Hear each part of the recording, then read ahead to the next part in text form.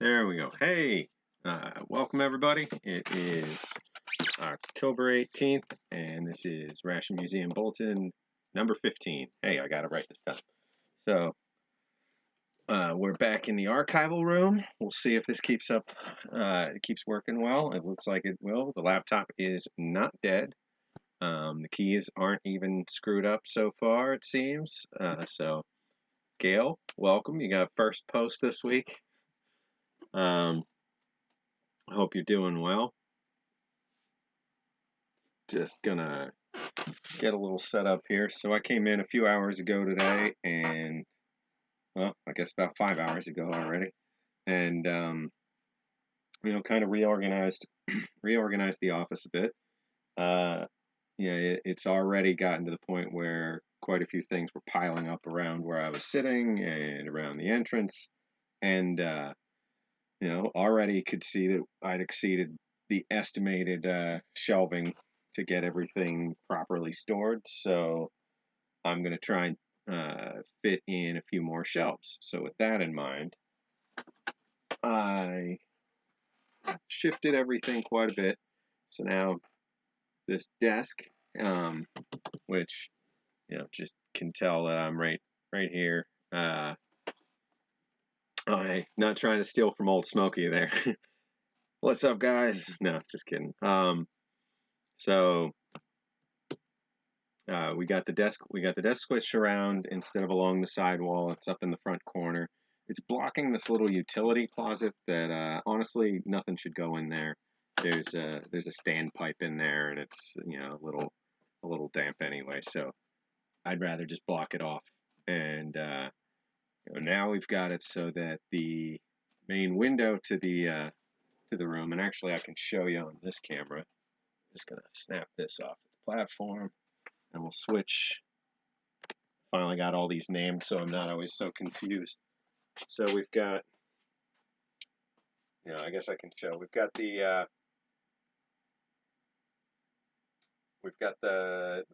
desk space there, and you can see the back of a display. You can see the lighting, so that whatever we're looking at on the table is nice and even. And then you can kind of see how the rest of the room is a lot more accessible now. We've got quite a bit of stuff that we still need to get stored and sorted and all that. We've got all these figured out in terms of years and contents, and then we've got all this slightly more properly organized contents. But so the display, I'm just going to move this little extra chair out of the way. I got two chairs when I moved into this office, so I figured I might need both eventually, like if we have guests on the stream. So we got the front window display. I'm gonna, let's see this. There we go. Just a civil defense display. Figured it was a good one to start with for this little window. Nobody really comes in here anyway, so just seemed like rather than have it out in the way among the rest of the office, I could stick it in this window. And then the idea is going to be I'll tack up like an olive drab sheet or something around, like it'll come down around the edge, and then I'll put a light up in the top and maybe a light down in the bottom, and and then that way, we've got a nice little enclosed, welcoming display whenever anybody wants to come visit the actual office. Just as the initial site, especially if it's somebody that's coming to evaluate us in some way, shape, or form. It'll be nice to look a little bit more like an actual museum instead of just the archive room. But hey, the archive room is what we are right now, so no worries. All right, so seeing a bunch of folks jumped in. Hope you liked the little tour. Sorry if you came in the middle of it, but just like I said, shifting all kinds of stuff around. So now with that out of the way, I guess it would. So let me switch this around. So with all that out of the way, I can put another shelf right there where the desk was, and potentially two, depending on the width of them. And I do have a couple inches at the back there that I can slide these shelves further back. So gonna get another shelf there, and then I had a bunch of the civil defense cases right there, so I think I can fit one more shelf, sideways right here, going up, and have plenty of space to walk around it and get down the aisle over here and into the back of the archives. So that's what I'm thinking. Then I can get 3 more and have pretty much everything on shelves and have a little extra space. So let's see. Said howdy to Gail. We got Xenosaga. We got Sunshine. We got Kalian. Now I gotta double check. I'd been saying Kalen all the time, but I think I heard on your own streams you say it more like Kalian. Let me know if it's the second way, or and I'll try to remember to say your name correctly from there on out. So today, if you can't tell, I'm thinking about eating one of these. It's for one thing, this pound cake turned 50 this month, so that's it. It's worth a celebration. I got a box of this exact vintage. Same with the nut roll. So I'm leaning towards this. This nut roll is actually going to turn 50 on the 1st of December. So this actually doesn't turn 50 for a couple days. This is the 27th of October, 1970. But that's close enough, That's close enough to call it 50. So also got a new issue P38. I picked this up from the Epicenter at some point years ago. I got like a whole bag of them.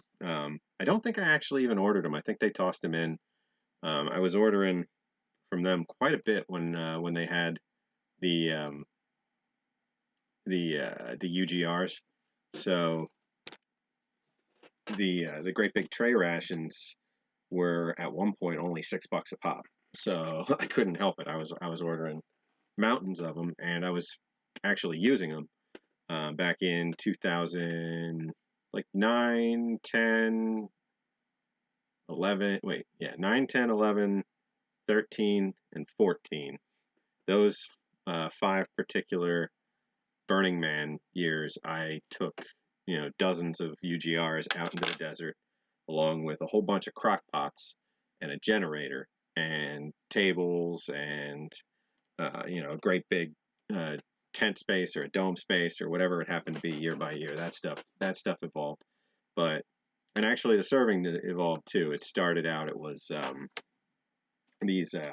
started out with chafing dishes, and then put the trays in them and tried to get the water in the chafing dishes heated up enough that the rations above them would get heated up in the same sense as they were like initially intended for distribution in a cafeteria setting, but not so great. We had lukewarm rations that year.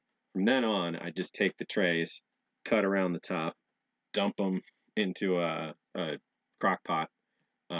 And a UGR is usually about like 1.5 inches, 2 inches below the fill line of a crock pot. So do that, pop the top on, turn it on high, come back in like 2 hours, and then turn it down to just keep warm, and perfect. So I'd get like 8 of those filled up, and then once they were nice and hot, we'd call chow time, and random people from the street just walking by our camp at Burning Man would say, all right, I'm up for dinner. We'd usually do it right around sunset out in the desert, which was like 6 o'clock that time of year, maybe, or no, more like 7.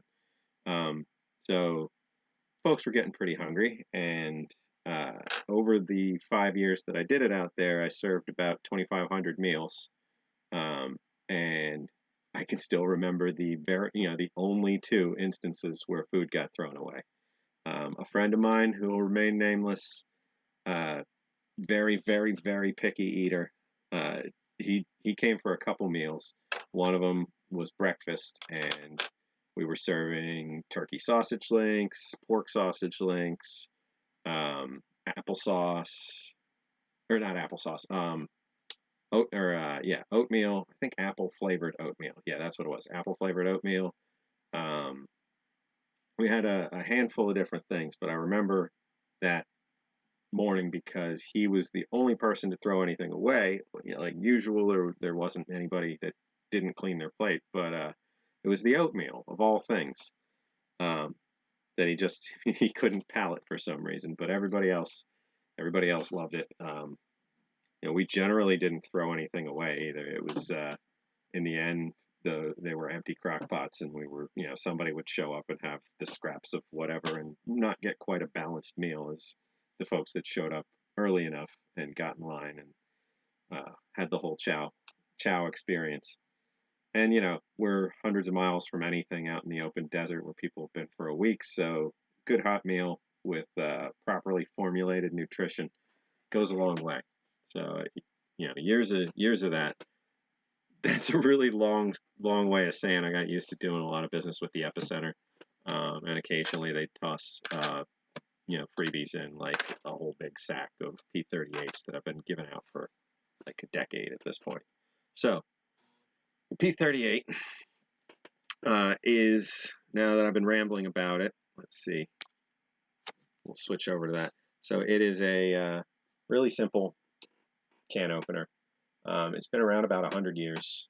There's a couple variations on why it's called the P38. The official military story is that it was 38 cuts to get around a standard C ration can. That seems like something that just evolved over the years after the fact, because this is 38 millimeters in width. And there's also the P51, which is 51 millimeters in width. Granted, the U.S. isn't a metric country and wasn't at the time, so that's why people are a little, you know, wishy-washy about what exactly it meant, but pretty certain that that's what it meant.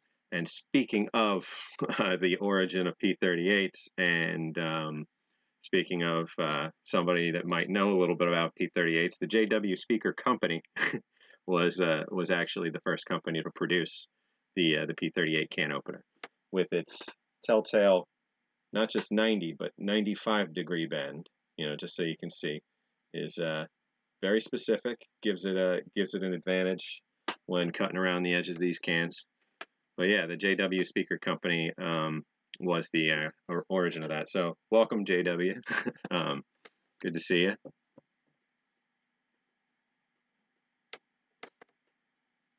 So, yeah, I'm still leaning towards, I think we're going to open this pound cake and give it a shot. I'm a little less wary of the ingredients in this than a chocolate nut roll anyway. It's almost certainly going to be the case that the nuts have gone bad. But to that effect, I may open both just so, you know, we can try and end on a high note and, so, you know, start out with the nut roll and see if it's maybe okay, and then move on to the pound cake and hopefully get lucky, because, you know, this is in really good shape.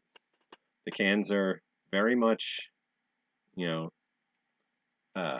pulled in with nothing fluctuating there, so it seems like they've got a great seal.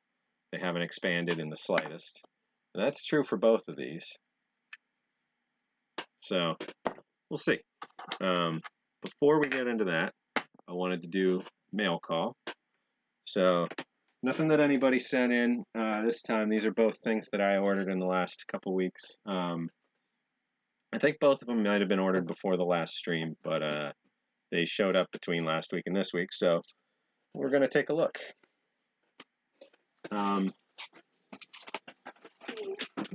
First one, well, actually, let's go with the smaller one first. So this will be interesting.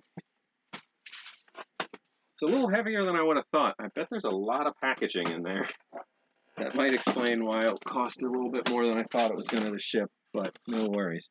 So these are just things that I happened to stumble across and had to snag for the museum, just because I really don't see them very often, and, you know, had the opportunity, and they weren't terribly expensive. So this one, I apologize, I already opened the box, so you don't get to share in that moment, but let's see. I didn't take anything out yet, so just going to pop this up here. Alright, so there we go. Wouldn't be a stream if I didn't knock the camera over. Welcome, Chris, to this one.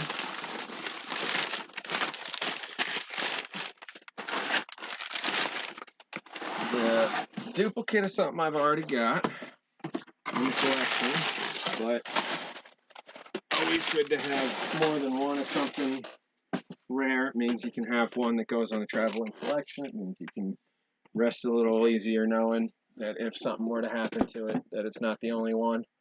So this is a pemmican crate. So this is the second one that we've got. I'm just going to go grab the other one, and it's, it was used upside down, it looks like, for storage for a while. The bottom's got, it says something, ASCO Elizabeth. Potentially something to do with the manufacturer or the contract.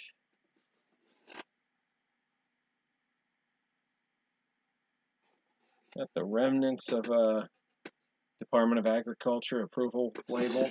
But this is for those little gold tins I'm sure you've all seen of pemmican.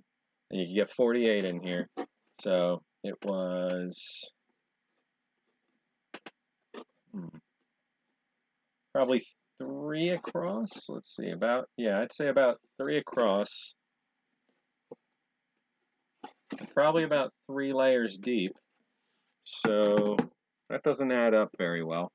I wonder, maybe it was staggered in there, or maybe I'm oversizing the cans in my mind. Let's see, we've got this much better shape box that found years prior. So here we've got our brand new one with the our new acquisition. With the top is the side that's still bolted on, so somebody pried off the bottom on this case, and then the opposite here, where the top was pried off and the bottom was left on. And before you say it, no, this definitely is not a replica. This is a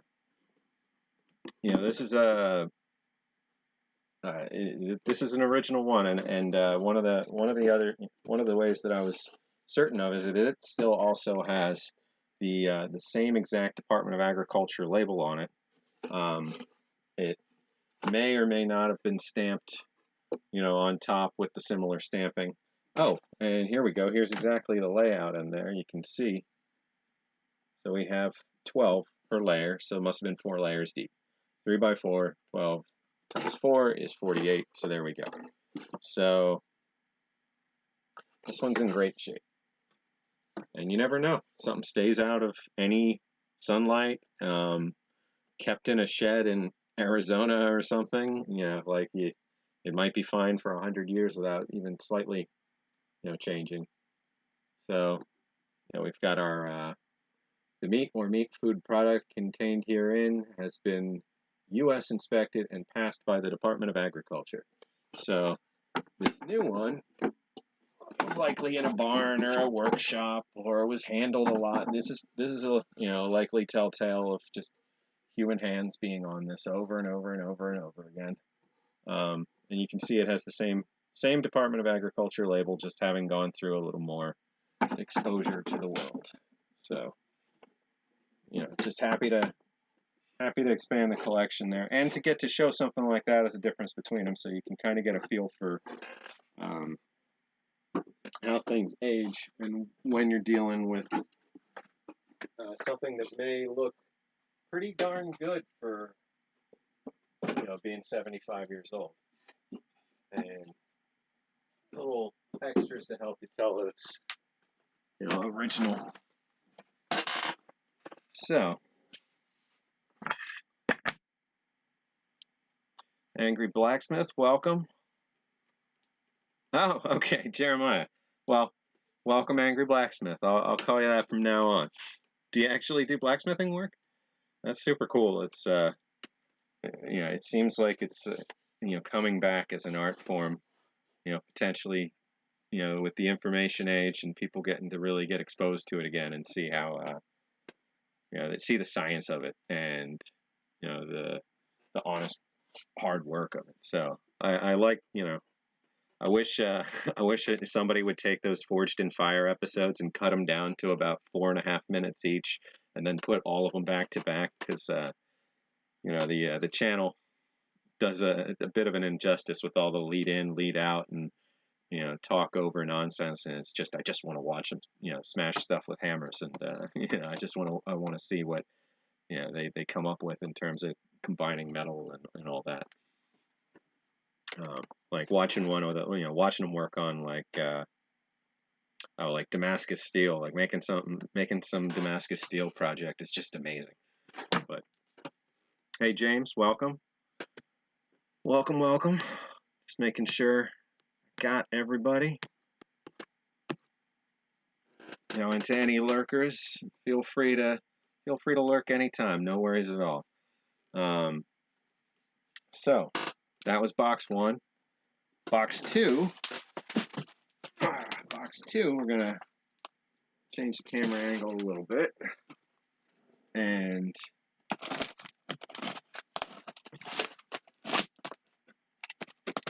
well, that's already popped up on that side.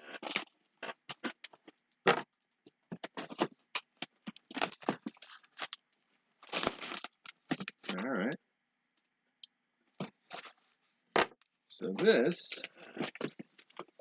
is along the same vein. Oh, well, hey, look at that. All these comics.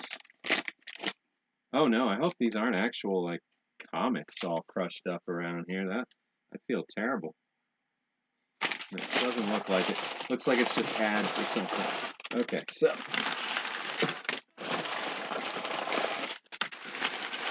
here we go. This is just the box before you get excited. But I've been looking for these for a very long time. And these are not in the best shape, but I think I got a fairly acceptable deal on the whole set between the boxes. So let's see what we got. Well, they're pretty tight in there. So I will start with this very large flat piece. So I bought one nearly complete box and then one sleeve. So we should have 2 manufacturers, I believe, is what the guy was saying, in terms of the details. And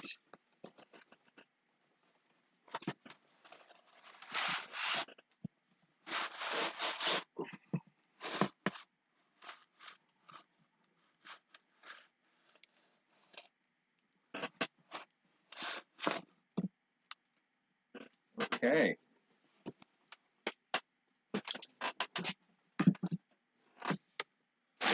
Alright, let's get this out of the way.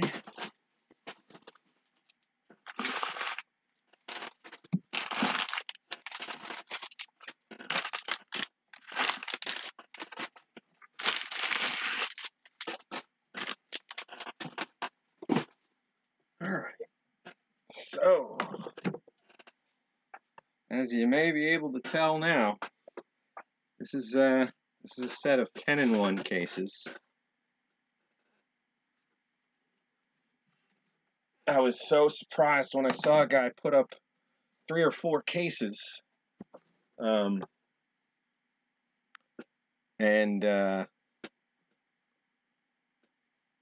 they all went, including, I think he put up 3, and then he also had this sleeve separate. But this is 10, one ration for, wait, before I misspeak. So this is a 10-man ration. What do I have over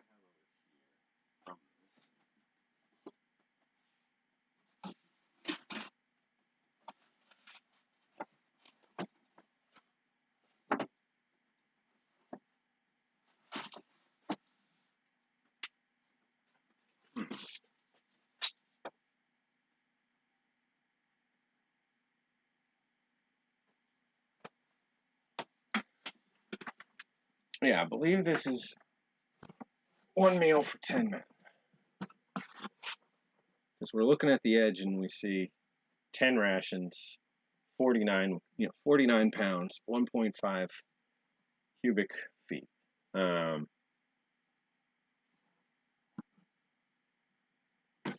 So we've got this is a pretty heavy box.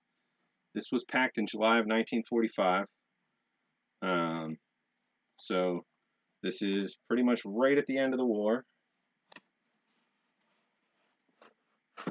We've got the outer sleeve in great shape. Just going to put that over here.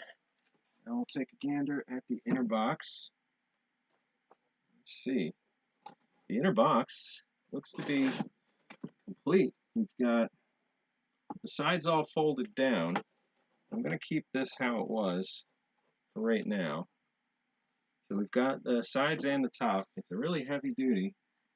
It definitely had some leakage of something inside at one point. There's some residue, probably from juice, almost always from juice.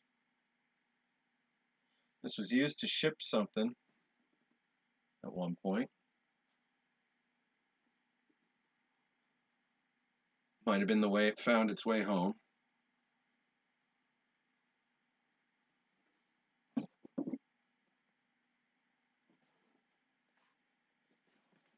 That's about all we can see on this inner box. There's nothing on the back side of it. It's just some dark spots where you can see where there's some blackening from. Usually that's sugar. Usually the black spots mean something that had a good amount of sugar was there. So put this. Let's see, what side is the better side? Put it on like this.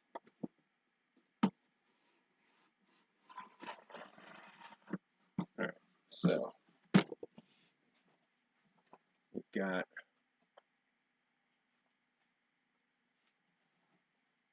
the side's in pretty interesting shape, but overall not so bad. You can tell it's been a number of things over the years. It's like it had sweaters and I don't know what else. It looks like it stored clothes for a while. Interesting choice was something that had, the blackening from juice and whatnot. It says Fiesta salad bowl. Oh, Fiesta ware. So at some point, this had some Fiesta ware inside it. Let's see, I'll get a slightly better angle there. See, Fiesta salad bowl. And it's funny, my dishes at home are all Fiesta ware from the 70s and 60s. That it's good stoneware. It's very heavy grade, great in the microwave. Can take hot, freezing, whatever. It doesn't matter. And other than ones that roommates and friends have dropped, they've held up for years and years and years. I used to have some coffee cups and stuff too, but they're all gone at this point. This side, on the other hand, this is in perfect shape. It's been drawn on, written on quite a bit. Summer t-shirt, girls' summer t-shirts, sweaters. 1 foot. Oh, no, that says women's sweaters as well. Yeah, they were really, really careful. They really wanted to make sure that you knew sweaters had been in here. There was a lot of that. But overall, I think it's in pretty darn good shape. We can tell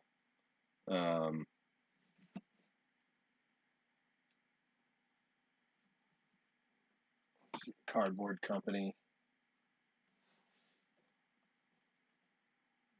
packed in San Antonio or went through the San Antonio ASF depot. Let's see what else. So we've got Evening Murray. Welcome. Crescent moon. What it actually means, I'm not certain, but it's definitely been associated with military food for over 100 years. And as you can see around me, let's see, we can take a quick look. There's crescent moons friggin' everywhere. All these crates and boxes. It's just part of the quartermaster corps. But I know at one point I knew the origin of it. I'm just trying to be careful about misspeaking. To that effect, I do need to call out a correction from last week. I said there were 6 varieties of the LRP. There were 8, not 6. No, so sorry about that. I think I left out, even though we just saw one, I left out spaghetti and I left out beef stew. So, or I left out, well, let's see. So it's like scalloped potatoes, beef stew, or scalloped potatoes, beef with rice, beef hash, spaghetti, chicken stew, chicken and rice, chili con carne. That makes sense. So maybe there is no beef stew. I think, and that's what I was saying before, was that, oh wait, no. Still counting wrong. Still counting wrong. I'm just double checking.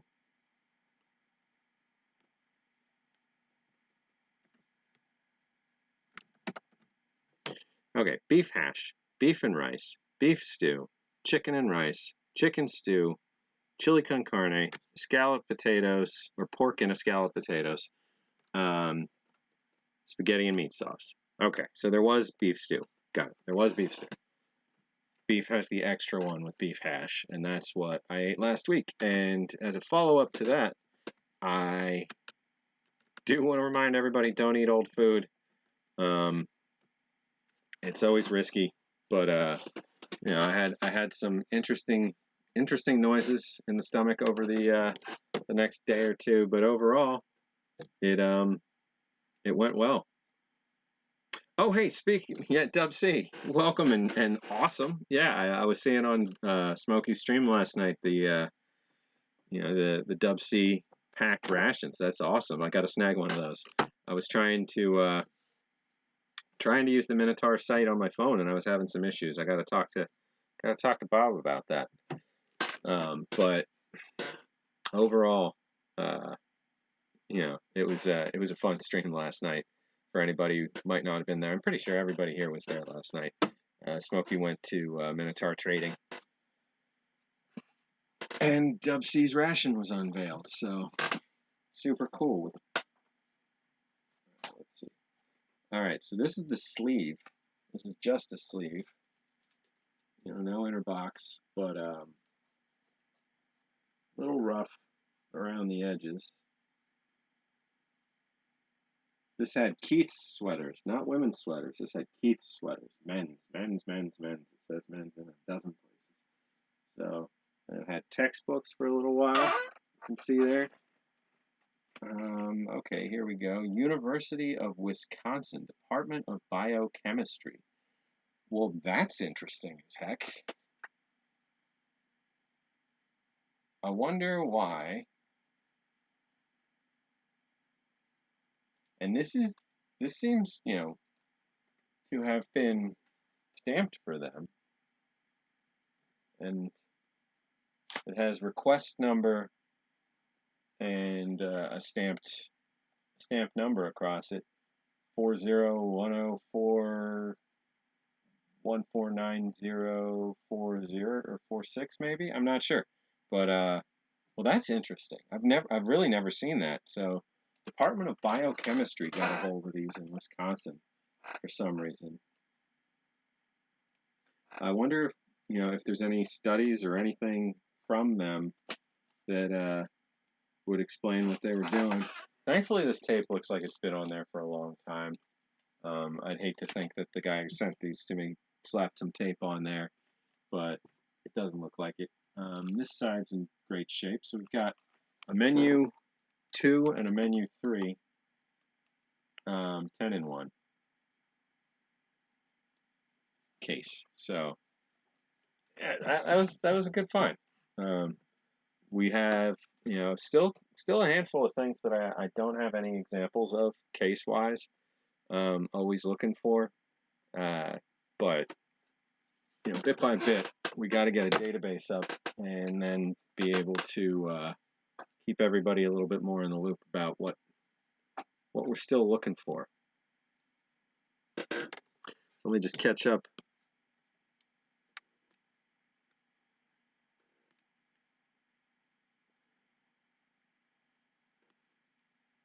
Yeah, sweaters would be nice, for some of us right now. It depends where you're at. It's been really warm here in Philly lately.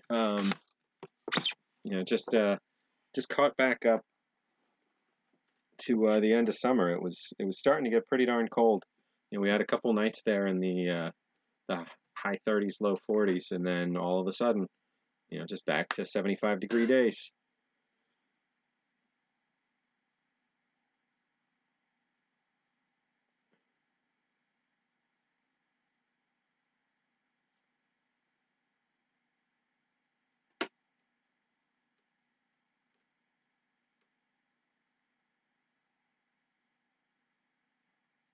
Huh.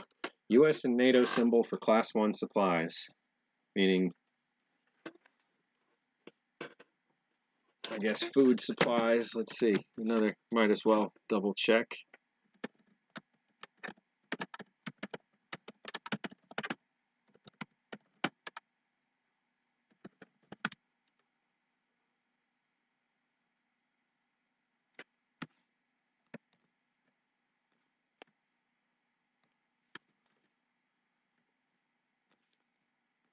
Let's see. So,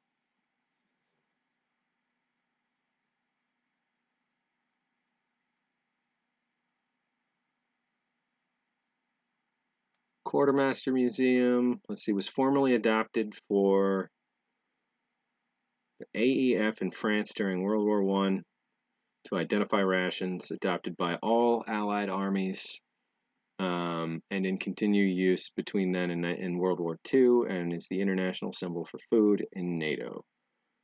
So yeah, that's pretty much just what you were saying.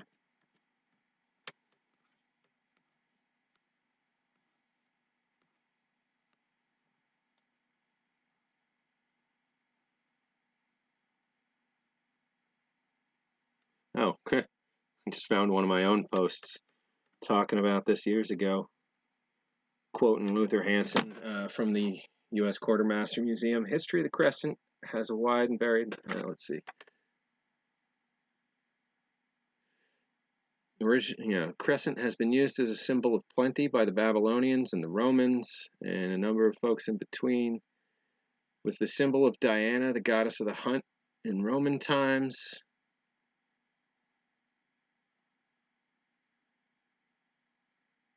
Though it was not initially used, it was used by Islamic armies from 1450 or up until 1453.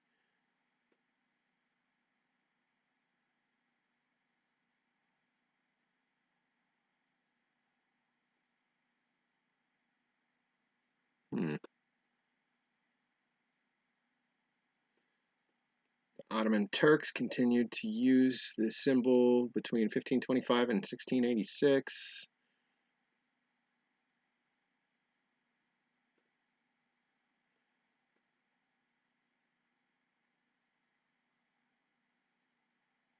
Legend has it that during the last attack on Vienna in 1686, the Turks left behind some of their daily rations in the shape of a crescent. Crescent bread was also made to be eaten and reminded each soldier they were fighting for Islam. The bread was found by the Viennese bakers, who adopted the shape for some of their bread as a symbol of defeating their enemies. 100 years later, Napoleon invaded Austria and adopted the crescent bread for his soldiers, and brought the shape to France, where it became the croissant and a symbol of rations. The U.S. Army adopted the symbol of the crescent for the Commissary Corps during the Civil War, and it was also used for several Army Corps symbols at the time. By World War I, the crescent is found found on all commissary rations, and the symbol becomes the international standard of food rations for the Allied armies, including the British, French, and U.S. forces. In 1947, with the formation of NATO, the crescent, along with 9 other supply symbols, became the international symbol for food in the the crescent became the international food symbol in the Allied armed forces of Europe. It was one of 9 symbols adopted at the time as NATO-wide. It continues today to be the symbol most identified around the world with food and subsistence, not just for armies, but also for civilian relief and assistance missions, which I can attest to the civilian instances of this, because we can see, we can see right up here. I'll grab the mobile camera again. This is nice being able to snap it on and off now. You can see right up at the top for the biscuit rations, civilian rations there, the crescent moon on those boxes too. So there we go. Yeah, that was a much more complete quote. And anybody not familiar, Luther Hansen did a lot of digging and shared quite a bit. I've got a number of the books that he cited over the years, and it's going to take a long time to get caught up, but there's a project ahead, plenty of reading to do.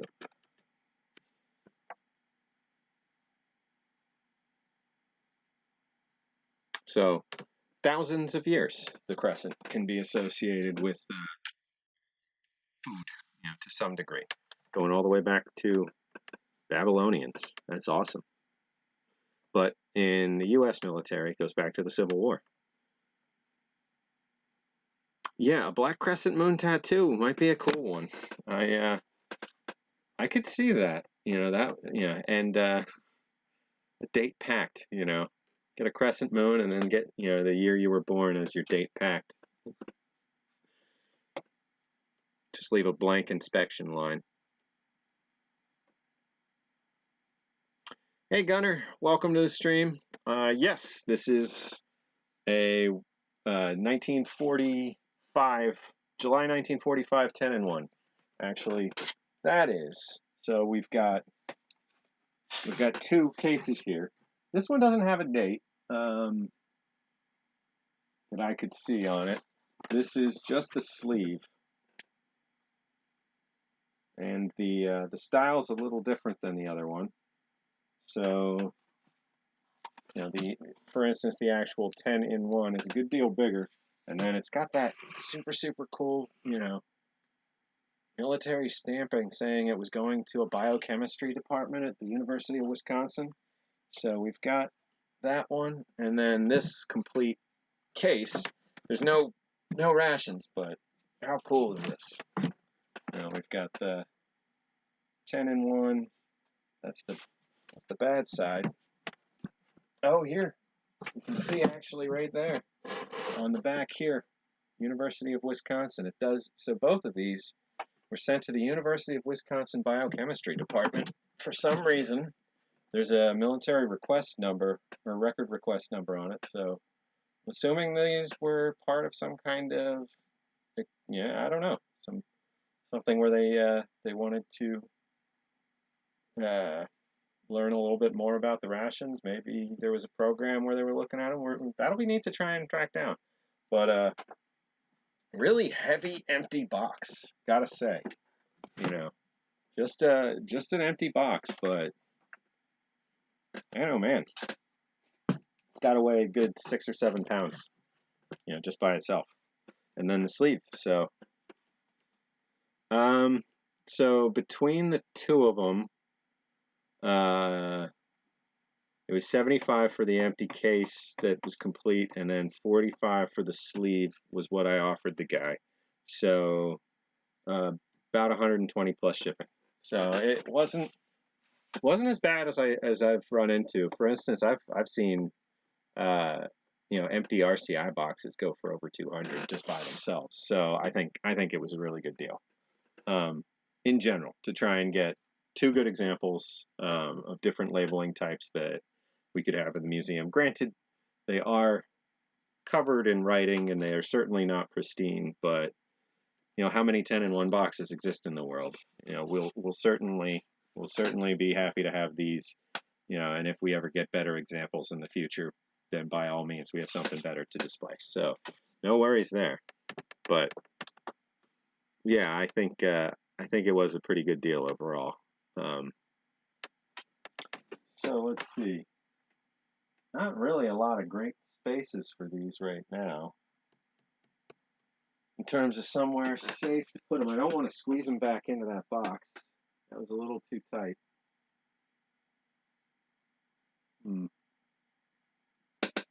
Maybe up top with the small detachment 5 persons. There might be space up on this row.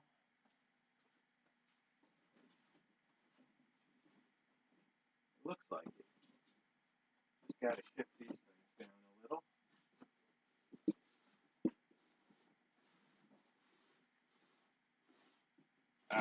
While I'm at it, let's take a look at this. Oh, looks like, feels like there's another box inside this box, actually. So let me switch over to this. Oops, not that. So here's just a food packet long range patrols, but it's a big, big box. And it was one of the, it's one of the years where they had 40. So this was 40 rations in one.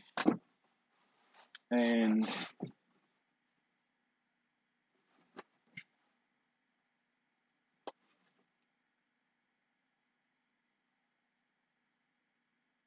sorry, I just was trying to decipher the packed and test dates, because this is the box from the rations I ate last weekend. So, or the ration I ate last weekend. So this is what I was looking for to try and date these. And the guy had said that this was the original box. So it looks like it was packed in '83. Oh wait, we're not seeing that. There we go. Okay, looks like it was packed in 1983. I don't know if we're gonna get an angle where you can even see through that. That's exactly where he put the tape. Oh, there we go.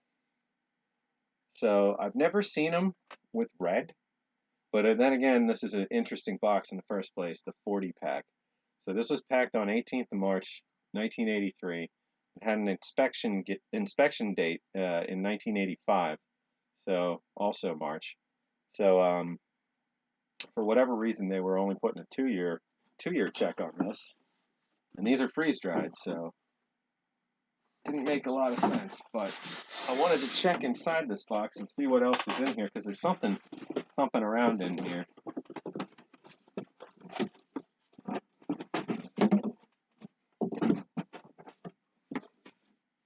Oh, just a nice example, just the case, in good shape. Just a 2005 real cold weather case, just hiding in there. So I must have done that during one of the moves to save some space. So that ration that I ate last week was 1983. So at the time, it would have been 37 years old.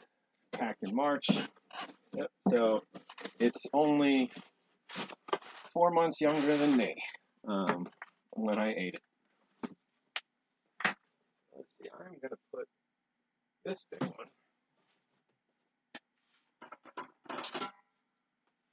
over here for now. Because that gives me some space to put. Oh, maybe. Still have this.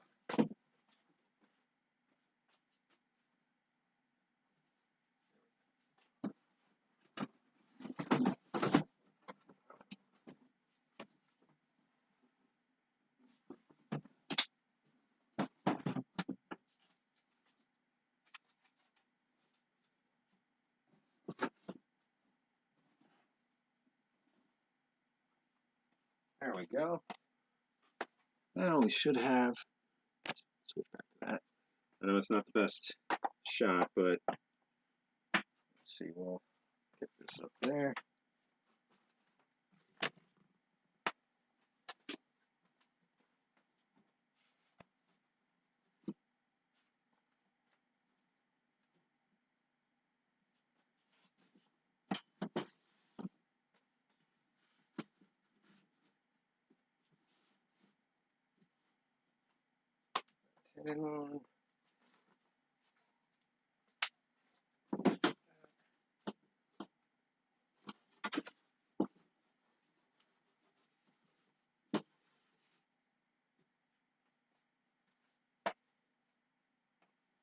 3, menu 2. Then, let's see, here's another awkward shaped long-range patrol ration, just as something neat to look at. You know, this is a lot bigger than most ration boxes. I know we've pulled this out before, but you know, it's about the size of my torso. So it's a pretty big box. This was 16 meals, and this one was packed in 1998, and its inspection test date was 2008.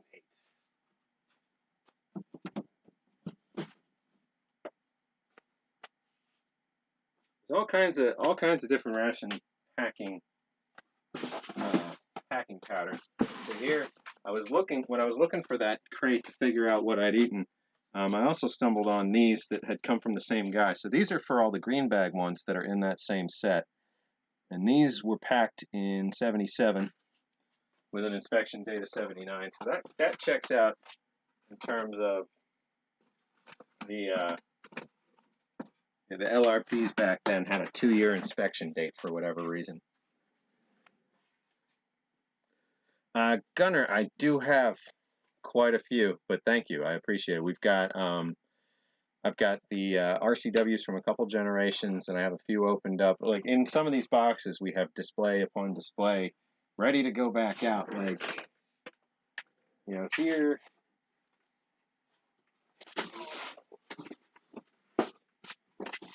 Like here's a display box. You know, we'll flip this back around. Where I've got, you know, one of the Holy Grail Rafco freeze drieds ready for display in terms of, you know, it's been opened and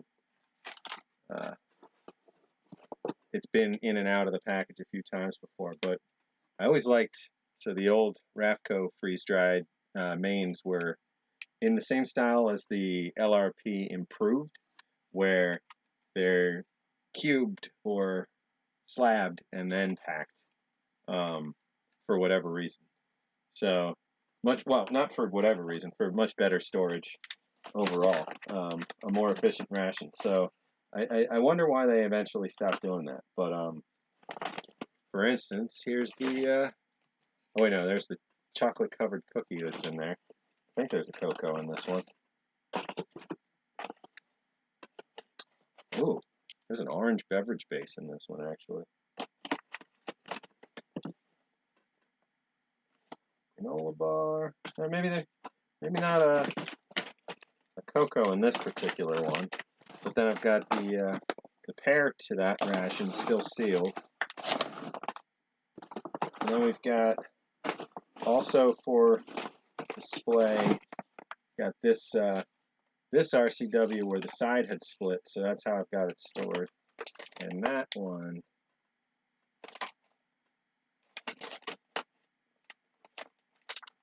might be the one I'm thinking of. Yeah.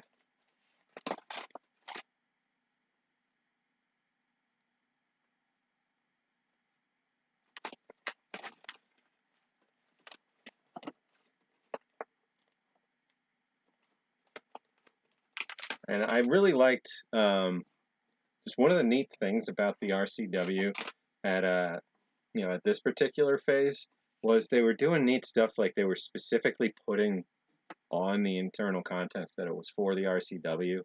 So like apple cider, ration cold weather, like, you know, this variety is specifically for the ration cold weather.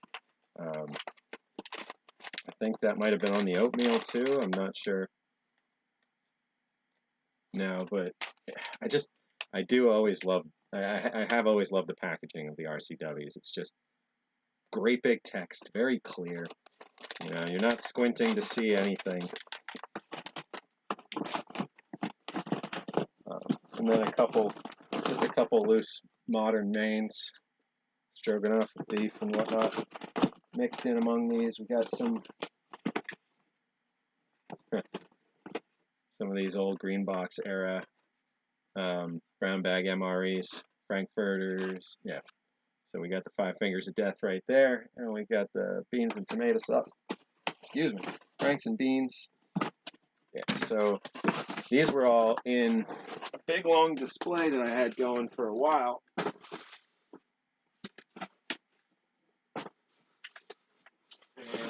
And once we have a retail space that's actually open to the public, those will come back. So we'll be able to get a, I mean, if I had a space the same size as this room, like upstairs, that was ready for people to come in and out, we could have a dozen display cabinets completely filled in a day. So overall, I do, this keeps harping back to the same thing. I do need to get a database of what we have in a public sense, and then point out all the stuff that we're trying to find, so that when somebody is feeling as generous as you, Gunnar, or as somebody else as generous as Kaylin, or as Gail, and everybody else that's already tried, and in some cases succeeded in pushing me to accept some new items for the museum. Granted, like, I am concerned about space, but I want to make sure that we're gonna be able to share it, and that it's something we need, and that you're not just sending it out and it just goes into a box and nobody ever sees it again. So I don't want to be that kind of recipient. I want to make sure that we're getting the most out of somebody's generosity when they want to go that far. So I think we've got to a point where I want to take a look at these again.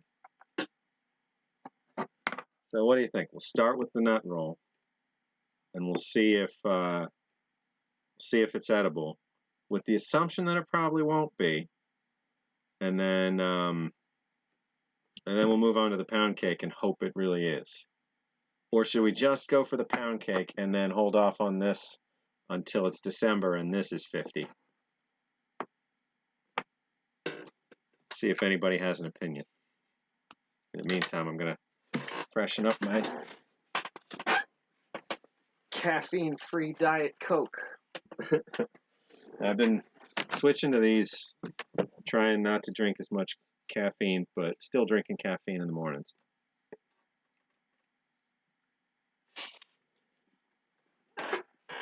Just want to make sure all liquid is way the heck away from the laptop this time.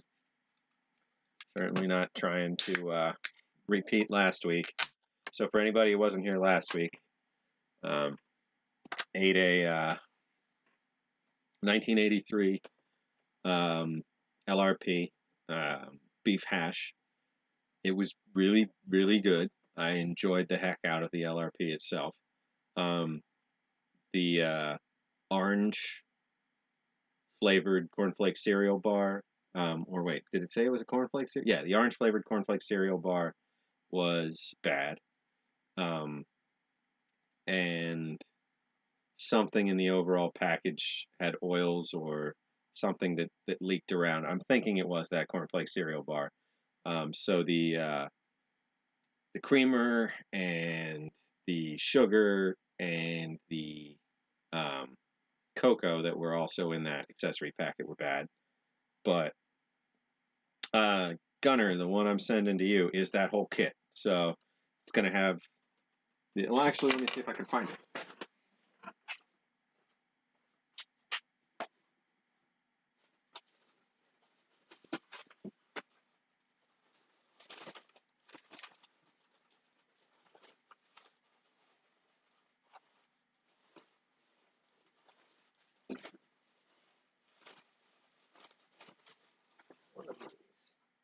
All right, so I had given you some options, and here they are.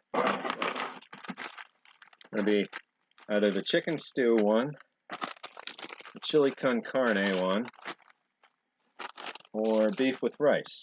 So these are technically complete. They were in the box, still in their original box. They'd just taken a lot of heat damage, and so the plastic went bad. But like you saw last week, the veins were good. So And the coffee was good, and I bet the sugar still tasted like sugar.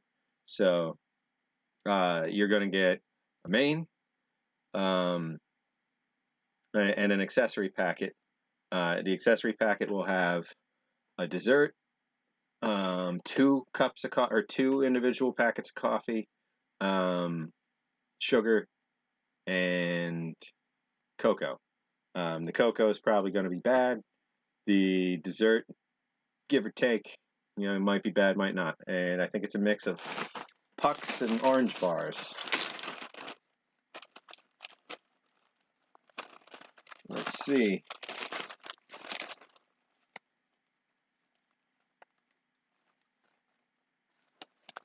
Kind of want to let you have the surprise, so I won't go any further with those.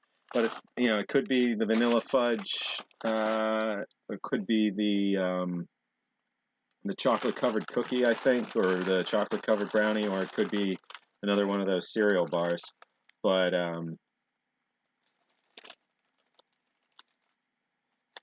the main, and then toilet paper, and then that accessory packet was the packing style for all these. This one's got one of those thick packets, so. But yeah, we'll double, we'll check back up. But yeah, they're complete. They're just, a little rough.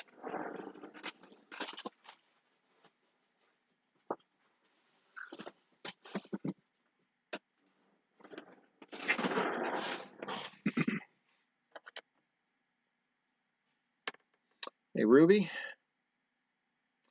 collecting the empty cigarette packs. Yeah, there's, I hope not too many have been destroyed in recent times by ration reviewers like myself. I don't know that I've ever thrown them out. I do have a box where I have quite a few of them, so I will have some duplicates at some point. But yeah, they're really neat.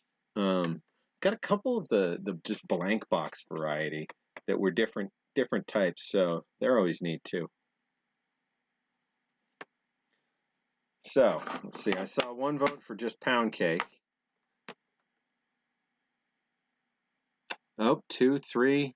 Okay, so that's clear enough. We're gonna go for the pound cake. All right. So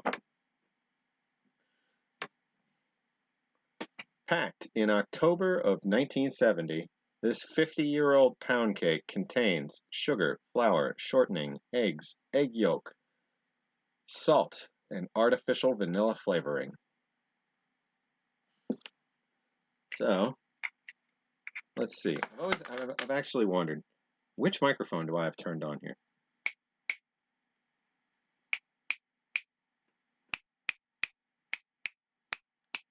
Is this coming from here? It's coming from the phone this whole time? Well, that's cool that even works. I didn't know, because now when I wander, it should keep working. But I always mute it. Anyway. So, we're going to pop this over the edge, get it caught on that little lip right there. And here we go. I mainly wanted to know so I could put this nice and close and we could see if we hear anything.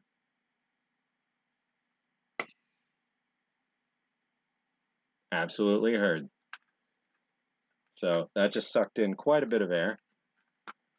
So this has been 100% vacuum sealed or nitrogen sealed, or either way, it has not had even a pinhole in 50 years. So we're going to see what it's like. I'm going to guess I'm on about 12 cuts. I don't know. Let's see if I can see about this this myth of it being 38 cuts. 15, 16, 17, 18, 19, 20, 21, 22, 23, 24, 25. This is nonsense. It's definitely, it's got to be because it's 38 millimeters and the other one's 51 millimeters. Yeah.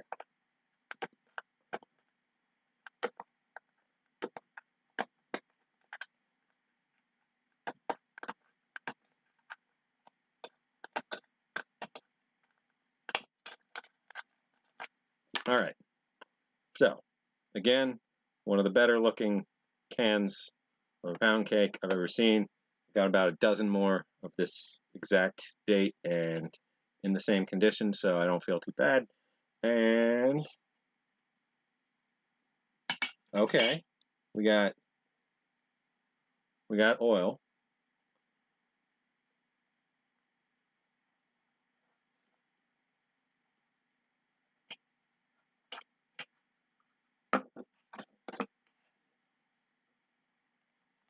Well, would you look at that?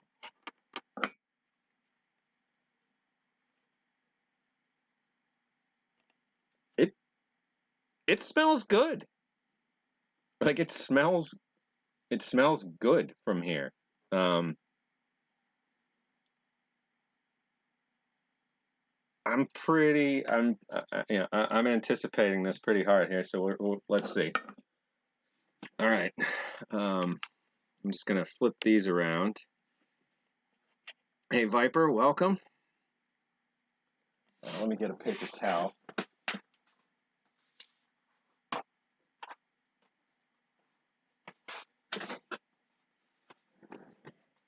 I mean, let's see. I'm just gonna take a chunk.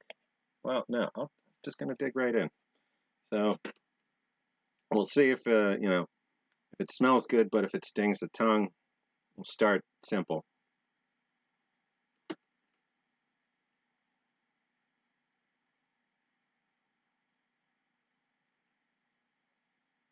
No hint of any of the normal signs of like something going awful.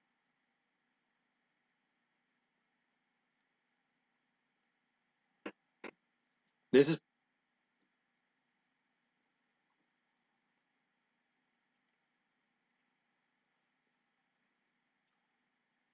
perfect. This is probably what it was supposed to taste like. Now I'm waiting, got a big chunk in there. I'm just waiting for some aftertaste or some horrible chaser.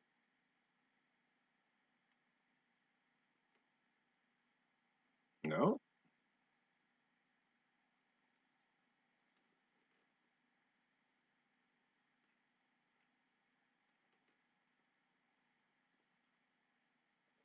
No. There's nothing wrong with this. This is half a century. It is soft. It's not a crumbly mess. Like it's got, you know, squishiness to it. Like it.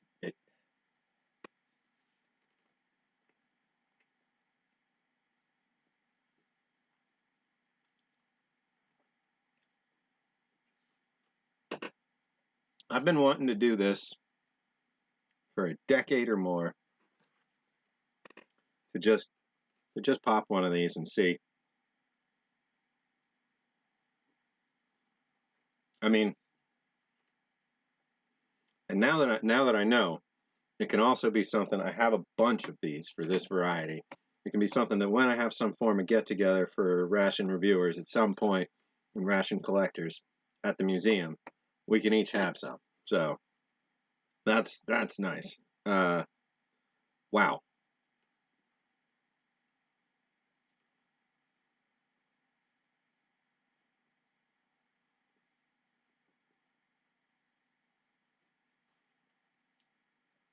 This is there's. I thought maybe I'd suffer through eating one of these for the sake of describing the experience and sharing it with all you guys. But there's no suffering. This is great. Um, with a little icing and a candle in there, this would be perfect birthday cake. I mean, as far as pound cake goes, okay, now here we go. Here we go. Something's happening. Yeah, back corners of my mouth, under my tongue. It's getting that astringent kind of feel to it. I'm just going to take a quick swig of something. I mean, astringent, like sucking moisture out. Under the corners of the back of your tongue. Like if you were to stick your finger under your tongue and follow back to where it essentially breaks away from, the bottom of your mouth. In those corners, when I have something that's got rancid oils or fats in it, and I'm eating it, that space in the back under the tongue on each side is the first place to really feel it. Where it's like all of a sudden that part of your mouth gets dry and tight, kind of. It's a hard to describe kind of feeling, but generally not a terrible warning sign of anything. Just that there might be a little bit of rancid oils in there. Excuse me. So rancidity in and of itself isn't super dangerous. The things that we got to really look out for are the bacterias that can survive in these kinds of foods, and the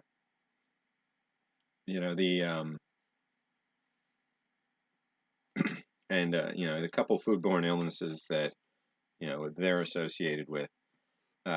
Generally, bacteria that's living off of food is going to have a byproduct of carbon dioxide or something like that, and so the cans will swell. They'll have their own internal pressure unless there's a leak.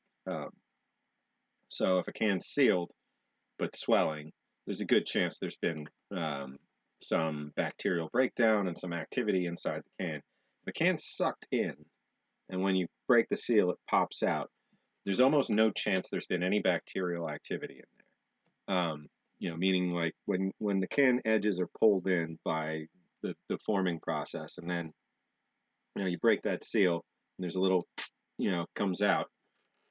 It's a pretty good sign that there's been no bacteria chowing down on some of the food itself. So the oils themselves, they taste bad, and they can cause some gastric distress in terms of the body needing to shove them out as fast as it can, but generally aren't going to come with any long-term illness or disease or anything like that. So I'm not super duper worried when I've got just the slightest like rancid oil after effect, because there's bound to be something in here that's not perfectly good. But just take another look at this. That's all that's left right now. It's just such great shape, and this camera's looking a little darker than reality. Let me see if tilting it up gets more of the light in. Not really, but how about over here, closer to the light? Yeah, there we go. That's getting better. Huh. Picking up that like banding from the fluorescence. Neat. But overall, just trying to show that it's very golden colored. Let me see if maybe this camera. So this isn't liquid, thankfully. I'm not passing liquid over the laptop again. Let's switch. Yeah, that gives a little bit of a better of an indication of the color of it. It actually is closer to that, like a light cornbread. Yeah, I'm not wasting this. This is this is a real treat. Just the fact that it's gone well.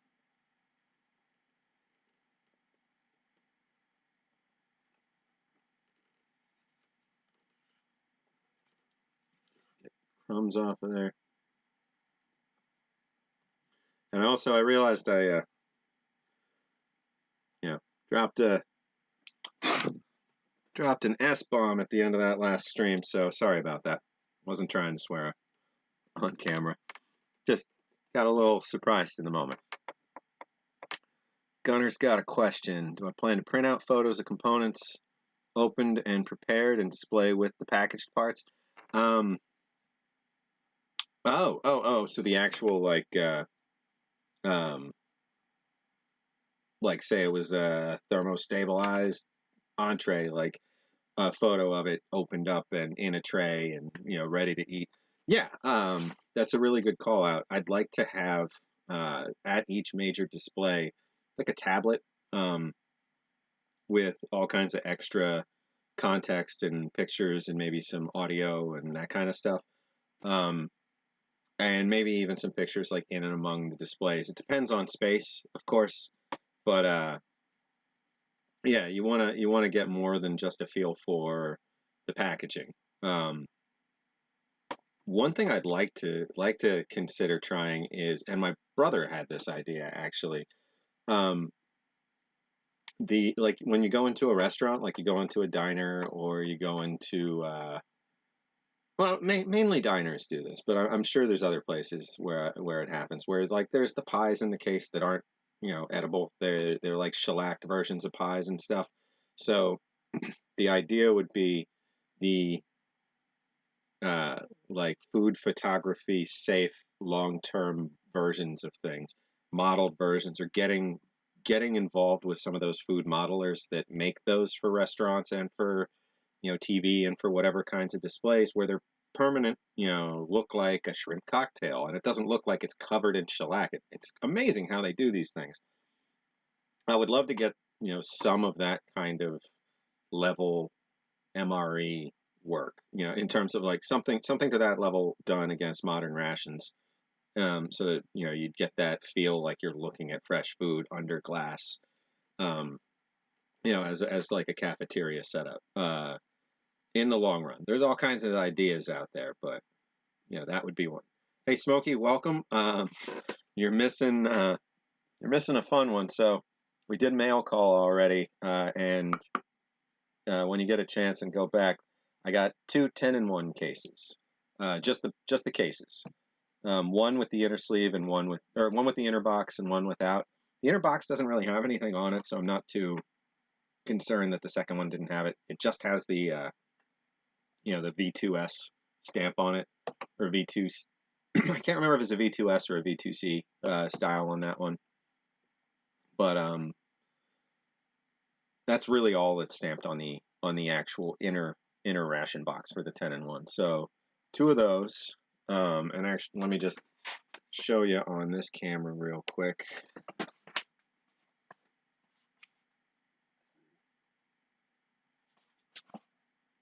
There's a little better. So got these things. We got a menu 2 and a menu 3. From July 1945. And they were both sent to the University of Wisconsin Biochemistry Department. So something neat about that.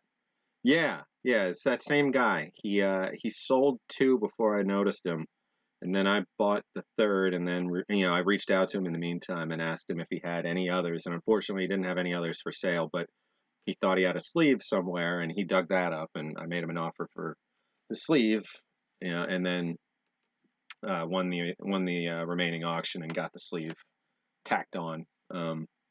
So I think that worked out. I try not to bring these things up too soon when it's a regular auction, just because you never know, somebody will dive on it and outbid me by a lot. I was lucky on that one. I got the opening price. I thought it was pretty fair, so I got it for that value. Nobody else bid against me on it.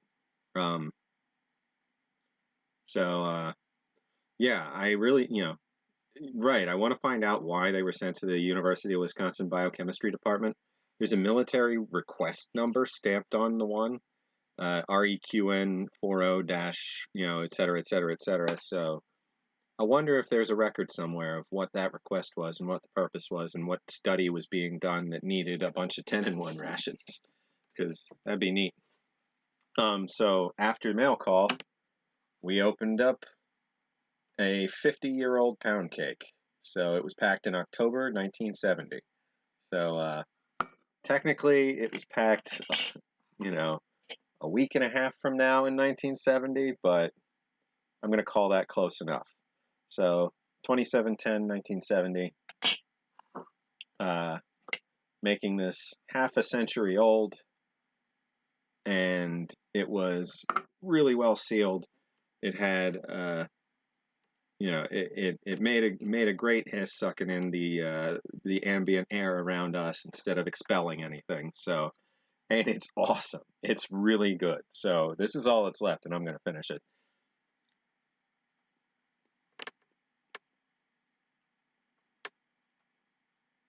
A book in the works. It's funny you say that. Yeah, someday I'll finish. I am working on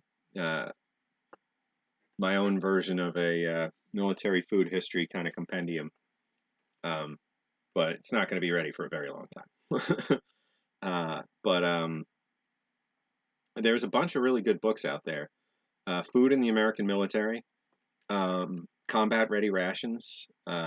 They're good modern history, or modern compilations of military food history.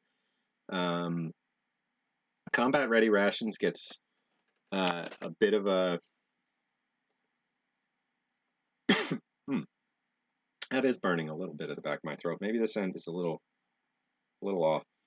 Oh well. But they get a bit of a hard deal just in reviews. People keep writing, well, this reads like a technical manual, and honestly, it kind of is. So that's all right,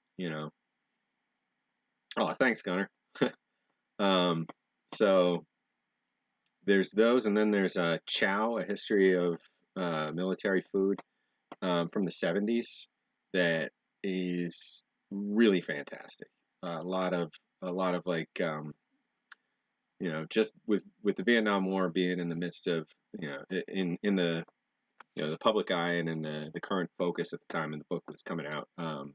There's a lot of overlap with active duty and with generational overlap with folks that were in World War II, and as far back as there's some interviews with folks in World War I. So, because I mean, it had only been 45 years or 50-ish years. So I want to make sure that all these kinds of books are available through the Ration Museum website at some point. Anything ration related, we're going to scan and we're going to share.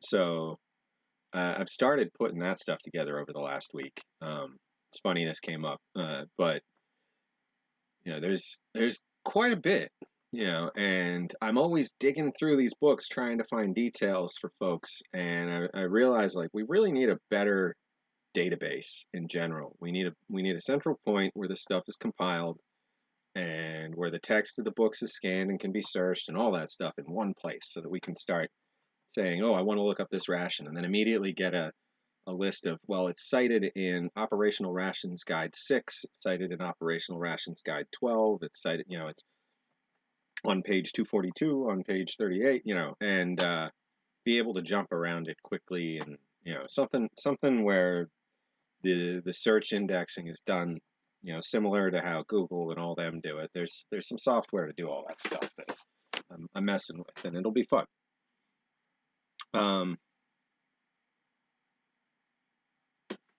Let's see.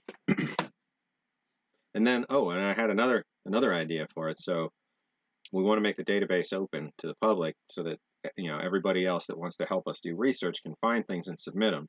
And they won't get published immediately, but they'll go into a queue, so that we can see what sources you had, what information you found, what gaps you filled, and then have kind of a moderation tier where folks can say, yeah, this is good information, or this is assumed good information, looking for one additional source, which could come up anytime somebody is looking through it, that kind of thing, and earn points as you're doing it.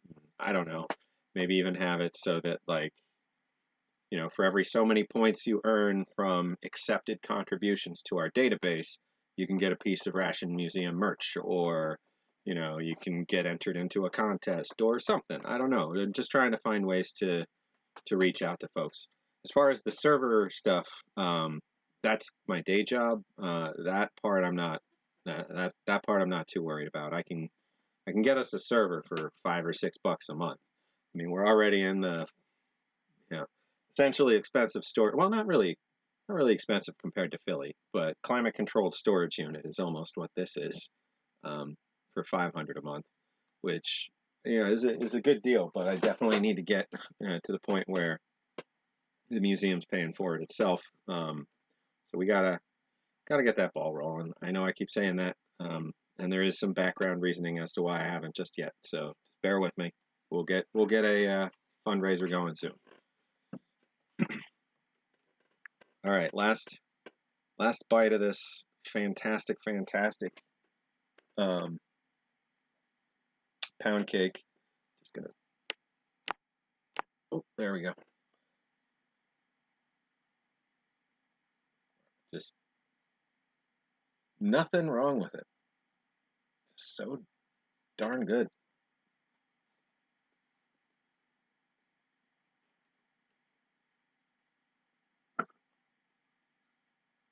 In this case, I mean, this can will clean up just fine and be fine to display. Yeah, open from the bottom.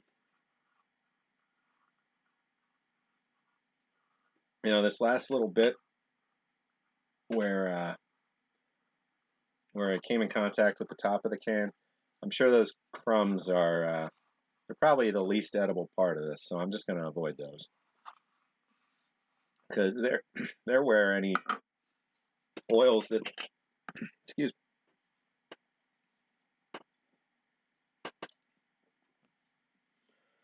me, there were any oils that leached out would have gone and sat up against the side of the can.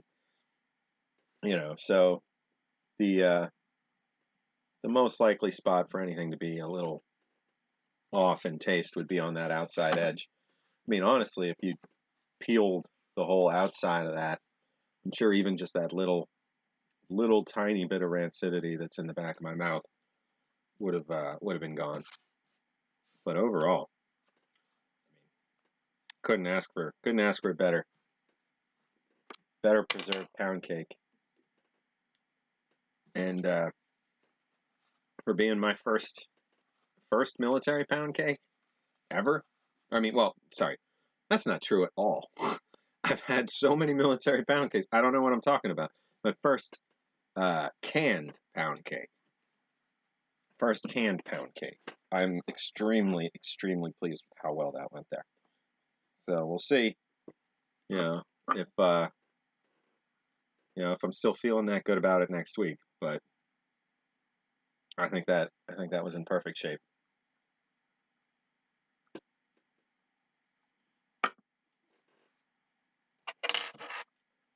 Snow on the ground? You're up in Canada though, right, Smitty?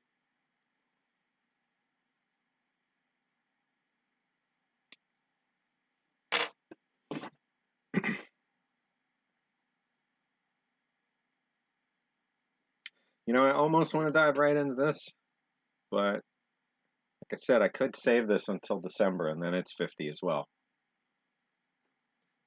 I just don't think we're going to get anywhere as lucky with this one. I'm going to save this. I'm going to save it. We'll we'll have that in a few streams.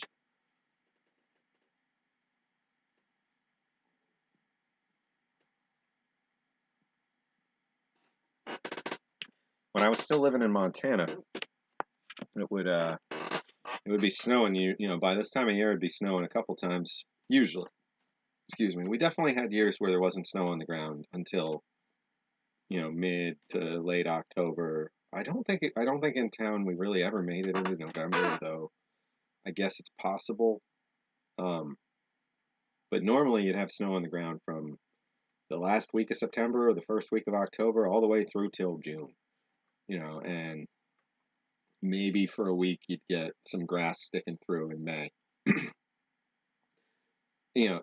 Depends on, well, actually no, depending on the year. There were plenty of years where it just rained and rained and rained and rained and rained in May. And when it was like that, the snow didn't stand a chance. So, but Philly, I think I've seen snow on the ground in the morning twice since I've lived here, maybe 3 times, and it's gone by the afternoon. Philly doesn't keep snow. It's too warm. Just the whole city has its general warmth coming off of it. I think most of the underground steam and uh, drainage and all that is just poorly insulated, and the whole place just stays warm.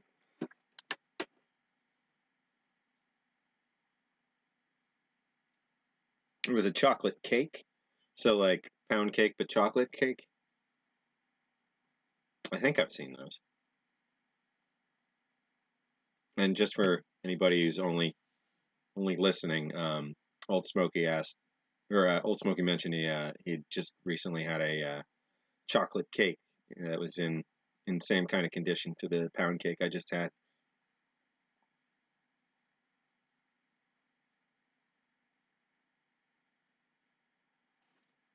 MCIs are harder and harder to come by, but they're still out there, um, Gunner. So you should have some pretty good luck, especially if you're trying to buy a solo one. Find one where the auction it takes all the cans out, and shows them from all angles, so you can get a better feel for if there's any pinholes or rust or anything like that.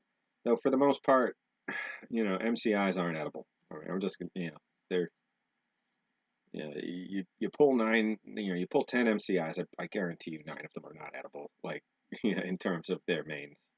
But once in a while, you hear about somebody having some luck.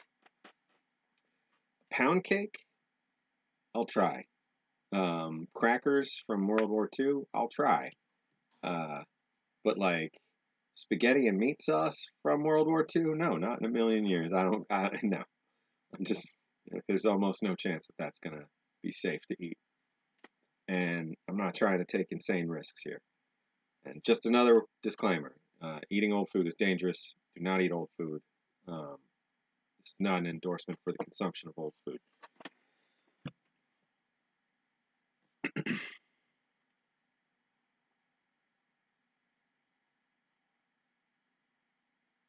Yeah, this chocolate this chocolate nut roll is a 1970. And then I've got a bunch more that are April 1971.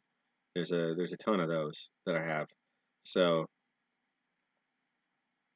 I don't know why where I stumbled on this batch, but there's somebody that had a whole bunch of them, and yeah, it's one of those things where like you see somebody piecemealing something on eBay, and they're selling one, and then they wait a week and they sell another. I reach out and I'm like, how many you got? You know, I see you've been trickling this out to the world for a while. What kind of deal can we make? And most of the time, they're not really looking to deal. They want to just trickle things out so that they stay sufficiently rare and sell at the price they want to sell them at, and that's fine. It's up to them. I can't judge anybody for the way they want to do business. That's the beauty of this place. Do business your own way. And if somebody agrees, they'll give you money. If they don't, you won't sell your stuff. But sometimes you get somebody who's like, oh, good, I didn't want to deal with this one thing at a time. Here's everything I have. What do you think?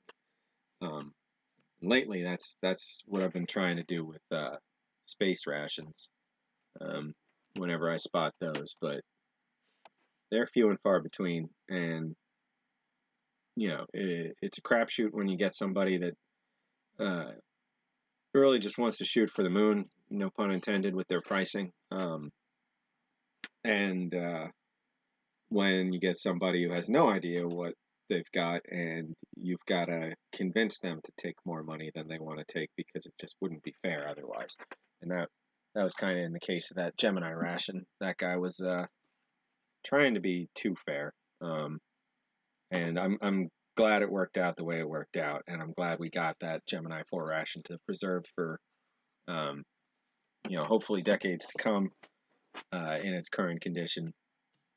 So, but yeah, sometimes you get the folks who see other stuff similar go and just assume everything costs the same, and so you've got like really really really rough shaped outer plastic packaging with totally destroyed inner contents that say like used to be bricked but are now just loose crumbled dust, and like a hole through it, air throughout the whole thing, and they're like $550.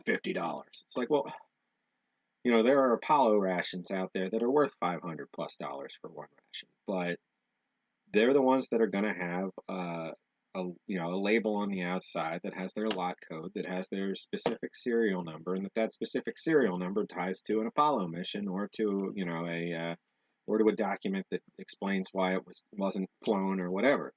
But then there's just all the stuff that was given out to schools for years and years and years and years and years, and people were like, flown Apollo ration. And it's like, well, it wasn't. You don't have any labeling on there. You don't have any information other than it's got the generic just meal type label in some cases, or there's an overall box of stuff, but boxed together with like a little plaque that says what everything's in there. Those are educational materials. They're a great example. They're the same thing. They're certainly worth having in a museum or in a personal collection or anything for space, but you can't claim that they were flown, and they're not worth $500-600 per individual item, even in great shape. So you've always got to weed through that stuff in order to find, the diamond in the rough kind of thing.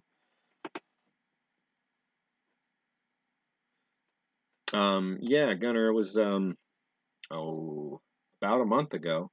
I opened up a series of rations from Gemini 4. It was day 2, meal 4 for Ed White.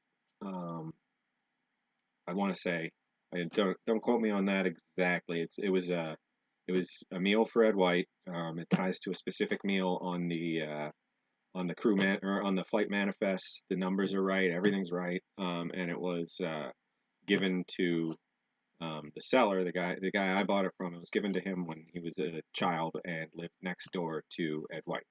It was given to him by his widow after he died in Apollo 1.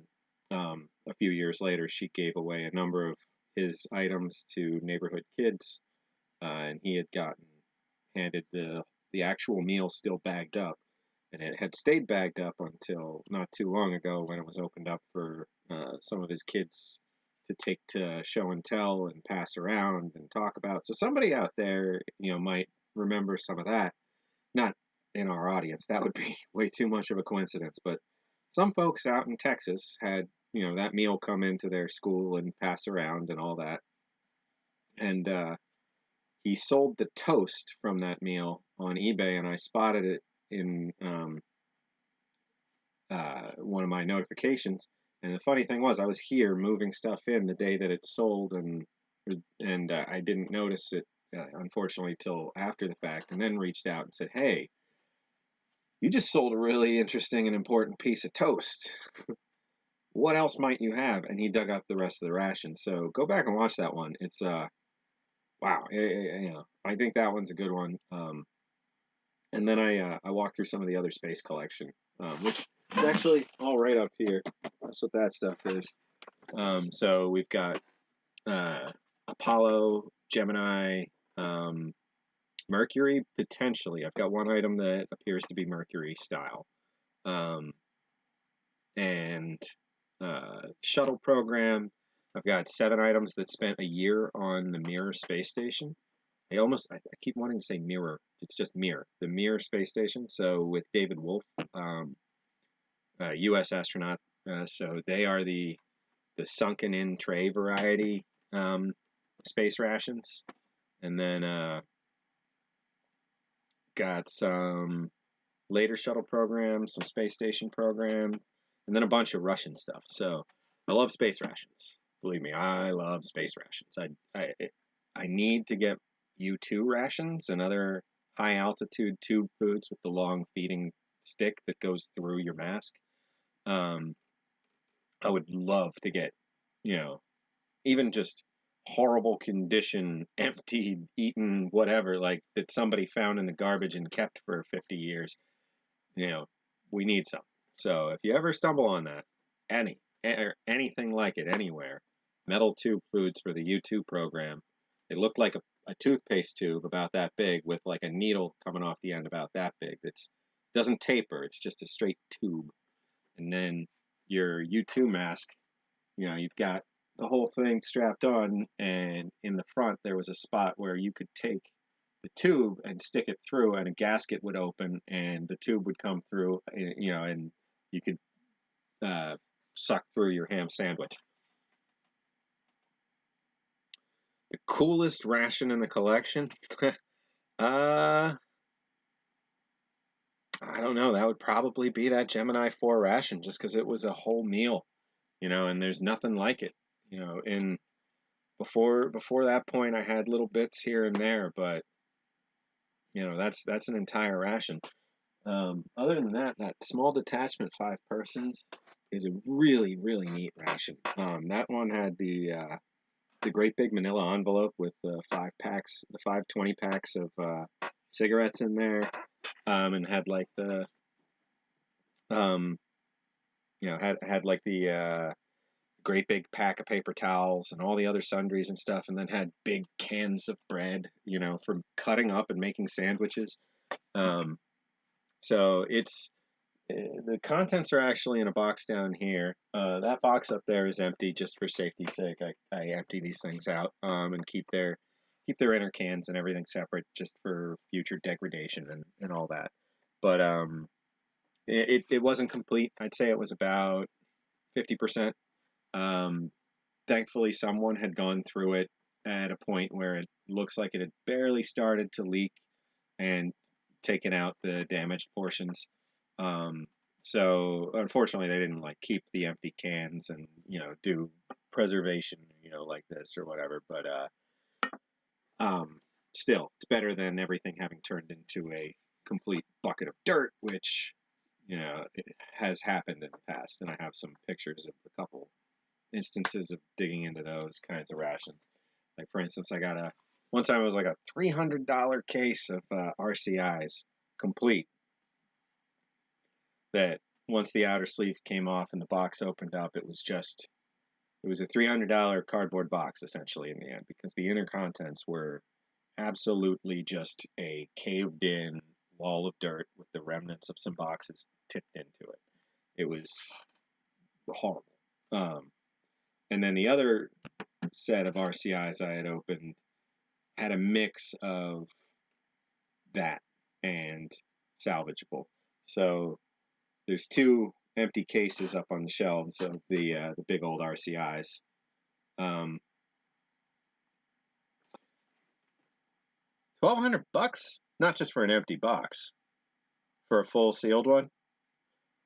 I mean, apologies for casually talking about old day prices, but those RCIs I bought 10 years ago around, so yeah, like I thought I was paying crazy too much. My first case of RCIs was around 200, and that's the one that was in really good shape, or maybe it was like 180, something like that. But yeah, I mean, so every time somebody said I'm crazy for collecting all this, it's like, hey, there's not a lot of stuff that's appreciated in value, as much as some of these. So I guess, but yeah, rations have gotten pricey for sure. Well, that's the thing. Like, and I'm, it's to take it, it's take the good with the bad. The good is that we have a community that's so much bigger now, and so many good folks out there trying to help preserve history or share some piece of it. So, oh, and back to, you had asked earlier if the space ration was complete other than the toast. With the exception of one substitution that I'm trying to prove, that I need to find, just written down anywhere, because the item is with the rest of them, not on the manifest, and of the same variety as another item on that meal. So the meal was officially a piece of toast,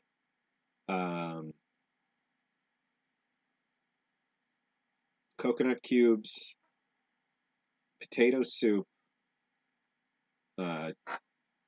chicken of some kind. I think it was chicken stew. Forgive me, I don't recall.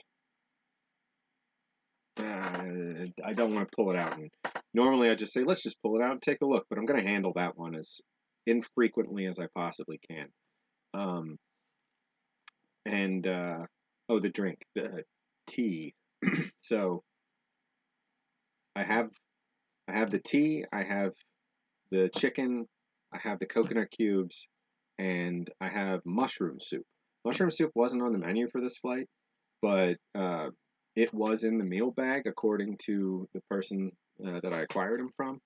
Um, and there was a call out for that flight that there had been some last minute substitutions for food. So I'm just double checking to see if I can find anything that specifically says mushroom soup went in place of the potato soup. There were a few things that this mission changed as a result, but that's why this Gemini 4 ration I think it's the coolest, because Gemini 4 as a space mission had a focus on eating in space. It was the first time that we put anybody up for more than 20 hours. So throughout the Mercury program and throughout the early Gemini program, the longest any American had been in space was 20 hours. So they essentially went up in a diaper with some tube foods for snacks and came back down. And there wasn't much else planned in terms of eating and letting nature take its course. Um, Now with Gemini, they were in space for 4 days. So they had an opportunity to try all kinds of food, to see how it was to eat it in space, to see what the longer term effects were. And it was the first space toilet, being used. So, or the first mission to include a space toilet. Really simple gasket one. I'm sure it was horrible to use. They talk about how horrible it was to use and the after effects of it, being right there with them. It's just, yeah, it's part of history, but the um, the rations themselves were, there were all kinds of variety in the food in this particular mission that they decided later, no, we're not going to send that stuff back up. It was too complicated. It didn't get eaten, whatever it happened to be. And one of the things specifically was toast. Toast did not go over well at all in space. Um, so in day one, they got crumbs all over the place. They had to deal with them for the rest of the mission, and they pretty much skipped the toast on each subsequent meal that had it. They had bacon cubes with breakfast. Those, I'm sure were pretty awesome. Um, they had orange juice, regular orange juice. I don't believe there was any Tang in Gemini 4. Um, I think Tang was more like the actual Tang that went to space was more the space shuttle era. So mid to late 70s and through the 80s and whatnot. I think there was a good amount of orange drink, orange beverage that was going up, as opposed to like actual orange juice. Um, I have great. I have a neat ad. Let's see, we'll put it out on the table here.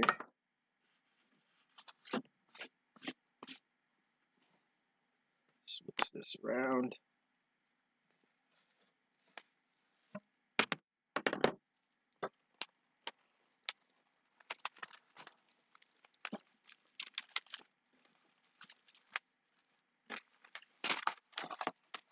Actually, I may be wrong here. There might have been Tang. Maybe that is the orange drink on this one. Maybe it was a little later, but so this specifically calls out Tang was chosen for the Gemini astronauts and for the Ryans. The Ryans being just some average American family at the time, not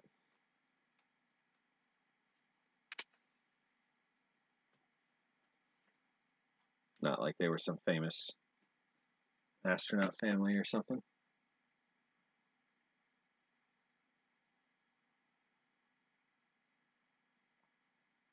On every American spaceflight since Gemini 4. Well, right there. Interesting. So yeah, I guess the orange drink on that one was Tang. I'm gonna have to double check. I had heard something about Tang fudging some of the actuality of their drink being in space. I know astronaut ice cream is pretty much universally despised in space, just because everything tastes and smells a little different up there, and so things don't have, you don't have scent moving in a similar way to how it moves through the atmosphere here. So like you smell something because there's particulate of it that's just generally around that, some to some level, and you're getting that into your nose. But in space, things tend to cling. They don't tend to break away and drift as often. So like if there's a scent on a food, it's not necessarily going to go anywhere. So then you only have the taste. And if it's a food that kind of relies on that combination of smell and taste, then the end result is it just tastes partial or lacking or something. So yeah, that was my Gemini Tang advertisement. Let me pop this back in here. Oh, I guess it was flat and then coiled. I need to get many, many, many more, or a much better system for storing all of these paper products. I want to get some binders, and kind of hard plastic shell pages in those binders that are acid free and all that, so that the other dozens of ads we have hold up well.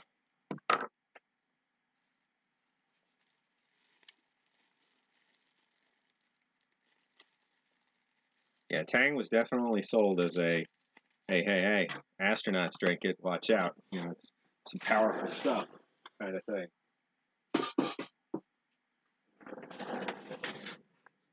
But how much of that was marketing and how much of that was actual use on space vessels? We'll have to find out.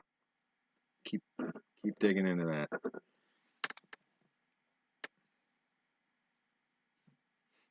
Yeah, space age tech goes back quite a ways now. I mean, this is the information age now, right? So, well, I don't know. Tang's pretty good, but it's no Sunny D. I mean, you got purple stuff, you got Kool-Aid, you got Sunny D.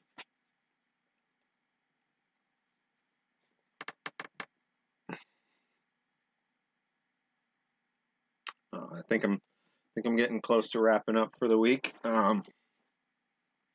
We've still got this to look forward to in a future stream. So I think I've decided I'm going to keep this until December, and then we'll have that on its 50th birthday and see how it goes. A good date pudding from an MCI. I know I have some somewhere, so yeah, that's something to try too. And fruitcake. I know I have some fruitcake. So I do have another whole box of B units that was intended for attempts at eating. So I'm gonna have to keep trying to figure those out, or find those and figure out which ones are potentially salvageable in them.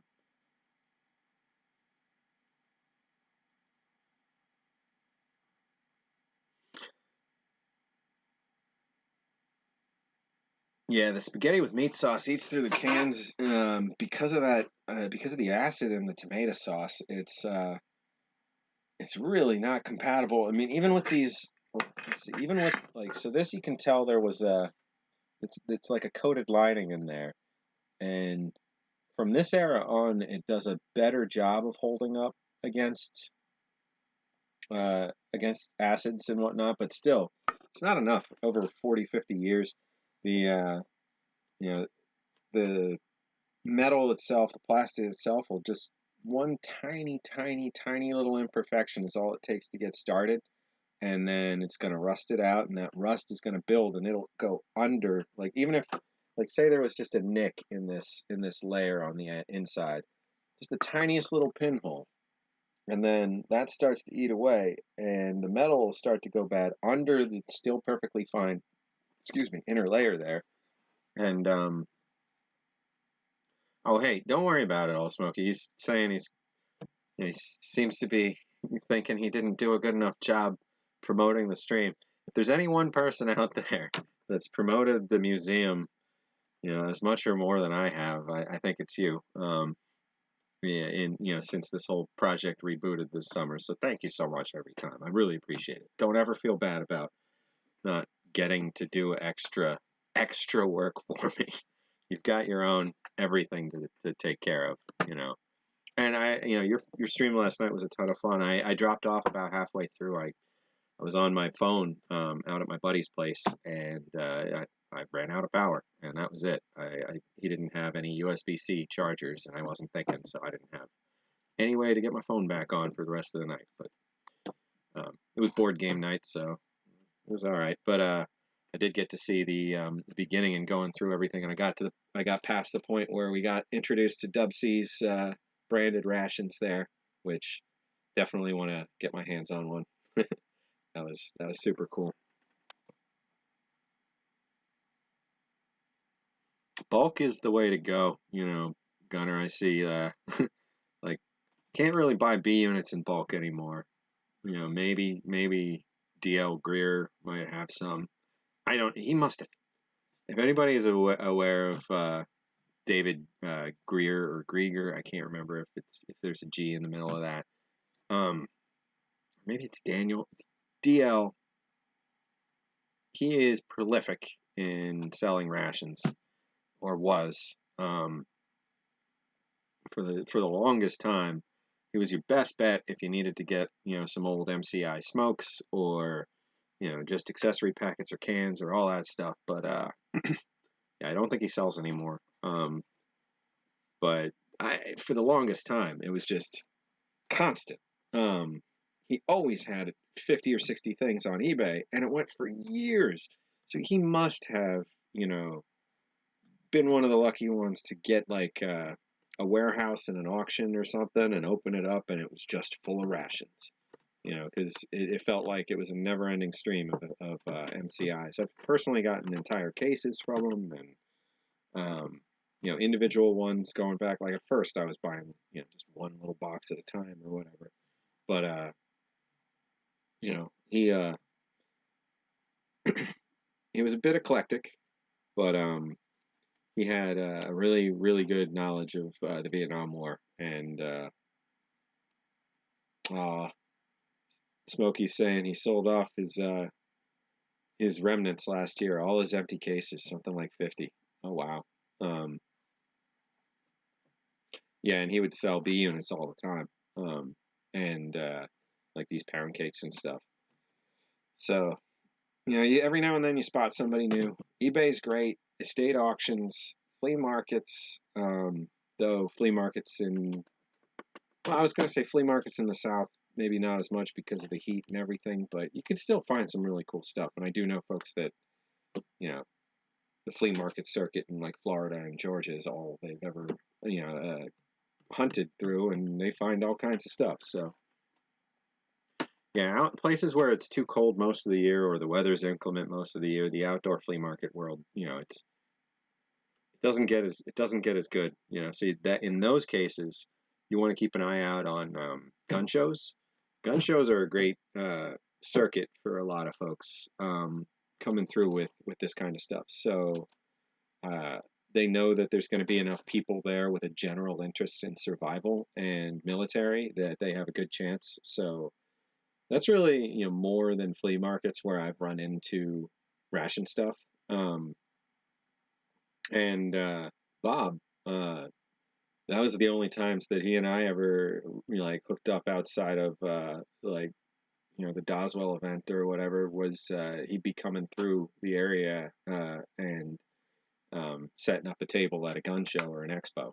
So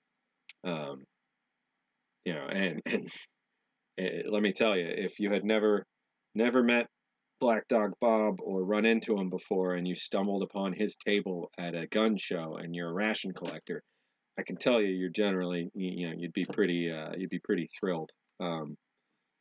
Just because the first time I ever saw his setup, I was blown away. Like I'd seen maybe like a guy with 2 or 3 cases of MREs and like one special ration or something, but his setup would be, he'd have 20 cases of MREs, and then he'd have, French rations and Spanish rations and German rations and British rations all out together on the table, and it was like one of the first places I ever saw all that stuff in person. But so the meetups are great, yeah, for that stuff too. But definitely check out gun shows. There's almost certainly going to be one within 30 miles of you at least 3 times or 4 times a year, just because that they've gotten into a habit and they're on a circuit. Well, I don't know about COVID-19 year. You never know about anything in this year, but in general, when gatherings are allowed, gun shows take place and have quite a better chance of this kind of stuff showing up than not. Now, the one that I went to, or that was right next to me in Bozeman all the time, really never found much in the way of rations, but some stuff would show up. Canned survival stuff, and almost always mislabeled stuff. You'll see a big old stack of early 90s brown bag MREs labeled like Vietnam era survival rations. It's like, no, it's not, but okay. And it's funny up until they think they can charge $50 for a brown bag MRE, and then it's not funny. Yeah, Doswell, the variety that was available there, and then some of the trading, and then some of the let's just tear open 25 bags and dump it all out on a picnic table and mix and match. That was a really good time. Well, I really think, prices will come back down a little bit after quarantine. That's definitely affecting. I mean, I guess a lot of quarantines are over, but after the slow roll apocalypse, I think in general, anything that could be seen as survival or storage food, had a 30% kind of constant, like, new level since that. I mean, everything jumped up 250, 350% immediately and then leveled back out a little, but stayed like 30, 40% higher. So it's not a good time to buy a case of MREs. It's not a good time to buy a case of MCWs, or, it's not a good time to buy First Strike rations or Moors or any of that. Everything's just inflated. So, give it a while. MRE is under $10.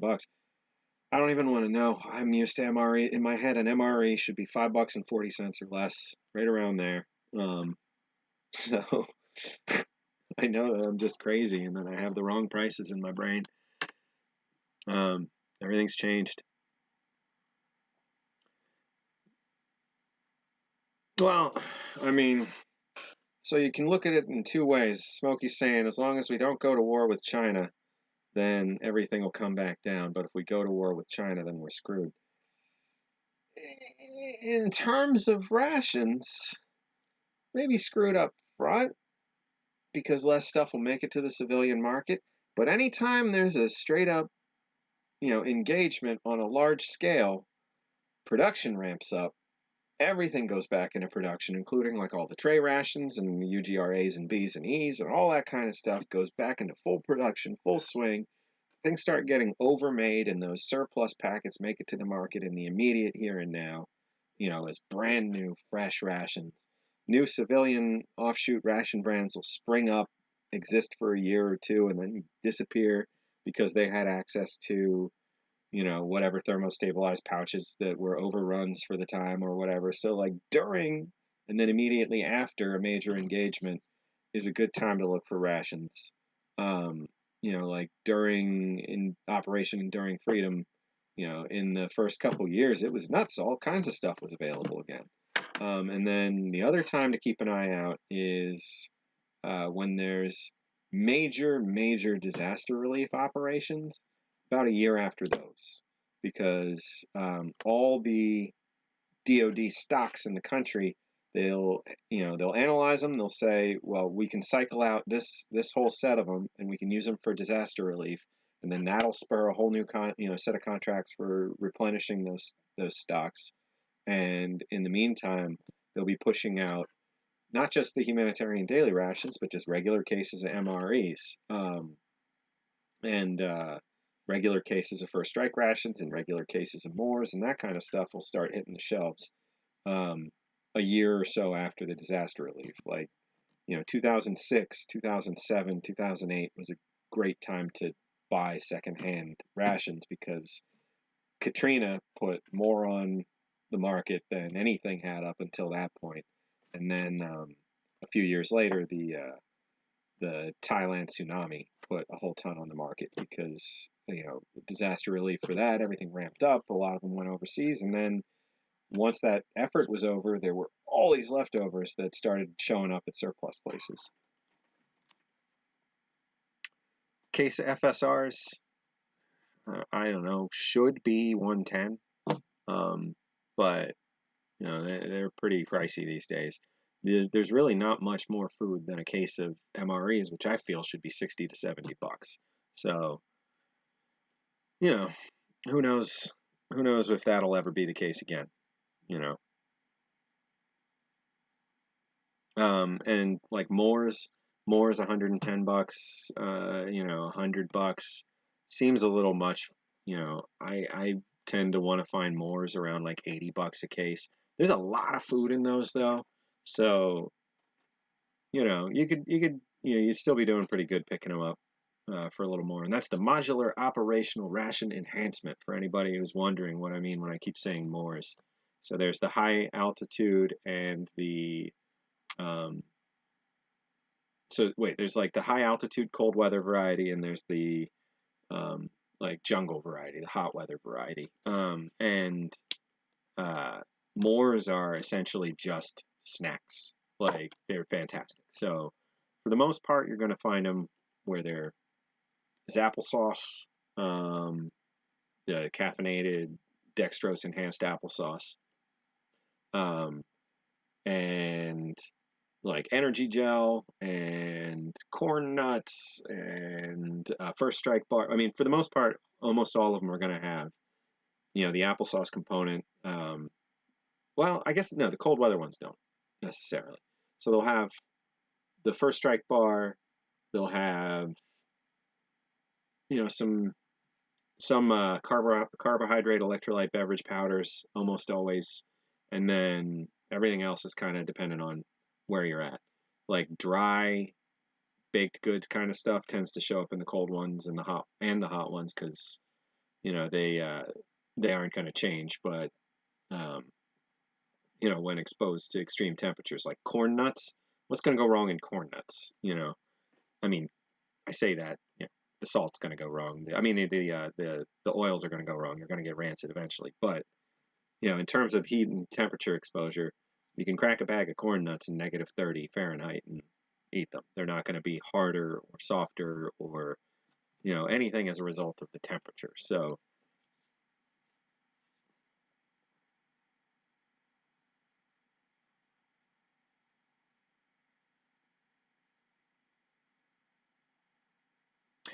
caffeinated pudding, it's neat. I like it.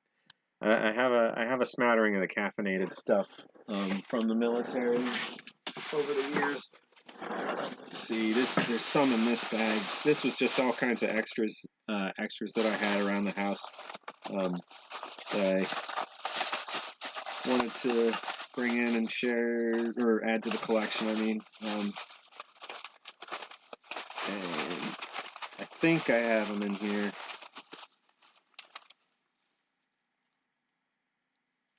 No, that's not it.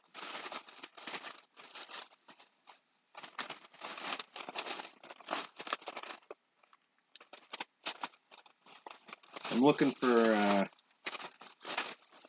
particular mint.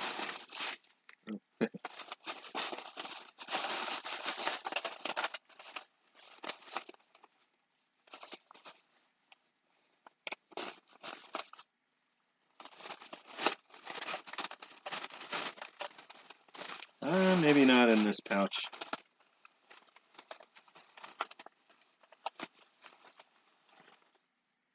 I mean, it's all kinds of weird stuff, you know, just to show like variety and difference. Like for instance, like, you know, pouch Tabasco instead of the bottle, and then just another variety of that, like a smaller pouch, or the Canadian hot sauce pouch, or, you know, that kind of mix of stuff. Or I want to say also Canadian, just later.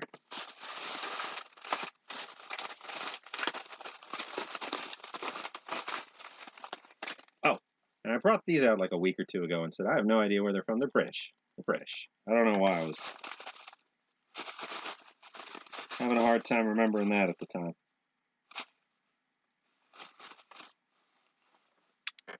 Another pepper sauce, U.S. MREs. Not as common to get that one.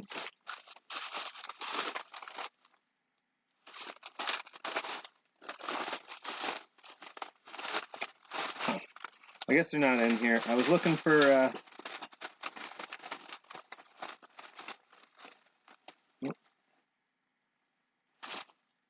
Oh, here's a Shelby P51. Let's see.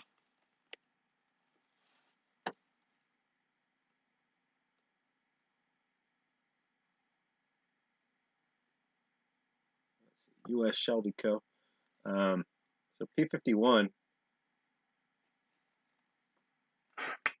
compared to a P38.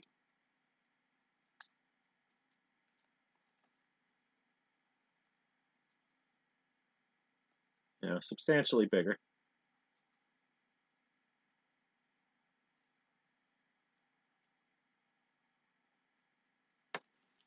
You know, 13 millimeters bigger. Yeah, I'll keep that out actually. Yeah, I don't know. I don't think what I'm looking for was in here. It was a pack of caffeinated mints that was from a U.S. ration that was a neat find. Oh, here's all. I have a couple each of these. So these are different. They're the same size, but they're definitely different.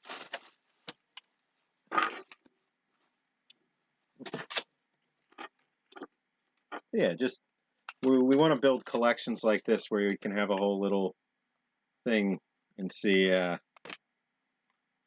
know, just as a for instance, here's a whole bunch of varieties of military hot sauce packets. Yeah, I don't know. I don't think it's in here. No big deal. This is just extras I brought in the other day from home from a great big bin. So I'll find those caffeinated mints and I'll make them show up here. Like we've had caffeinated drinks, like that you wouldn't expect, like the raspberry juice for years now has been caffeinated. So you've got your caffeinated sugar-free raspberry drink. You've got your caffeinated applesauce. You've got your caffeinated mocha pudding. You've got your caffeinated mints, your caffeinated gum. What am I forgetting? There's all kinds of things. Oh, I have all the picante packs. And the salsa verde and all those and the barbecue sauce. I mean, there's a bunch of neat varieties. Those are the you know, the normal brown, you know, light tan. You know, same as like the cheese spread, like the ration cheese spread. But there is picante and verde salsa packets that have been produced officially as U.S. military condiments. So those are neat. Yeah, there's all kind of variety over the years. I mean, there's even table syrup.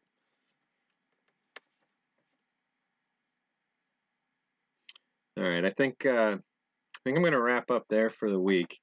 Over the next week, I'm really hoping to try and figure out the first ads for, like, just text ads for the museum stream to try and get some more folks to join us here, and try and help build a bit of an audience, and get the word out. Before we go into fundraising and everything, just so we've got a better chance of keeping this thing operating. So looking to also figure out how we can share something over the next year with the world as strange as it is. I'd like to start organizing, potentially having folks come by here, and be able to help take pictures or look at the collection, or for streamers to be able to come in and maybe do or reviewers, not just streamers, to come in and do like a guest appearance on this, or to get some footage for a video they're doing or anything like that, where we've got something in our collection that they'd like to take a look at, whether or not even coming in here. I'd like to help with that kind of stuff if they can't make it here, but well, might as well do that. So there's that. We're looking to get some traveling collections figured out at some point. There's a lot that's coming up. So really want to work on a database, work on ads, work on collections. There's no shortage of stuff. So that's the nice thing. Every time I come in here, there's no like, oh no, what am I gonna spend my time on? There's always something. So thanks again, everybody, for coming out. Remember to subscribe if you haven't. We do a new bulletin video, try to every week. Averaging 3 out of 4, so doing pretty good. And we'll start putting up standalone videos soon. I'd like to get something together on that Gemini ration that can tell its story a little bit more than just haphazard bits over a stream. And overall, just one step at a time. And before we know it, this will be full-on museum. But thanks again, everybody. And I will see you again soon. Same bad time, same bad channel. Have a great one.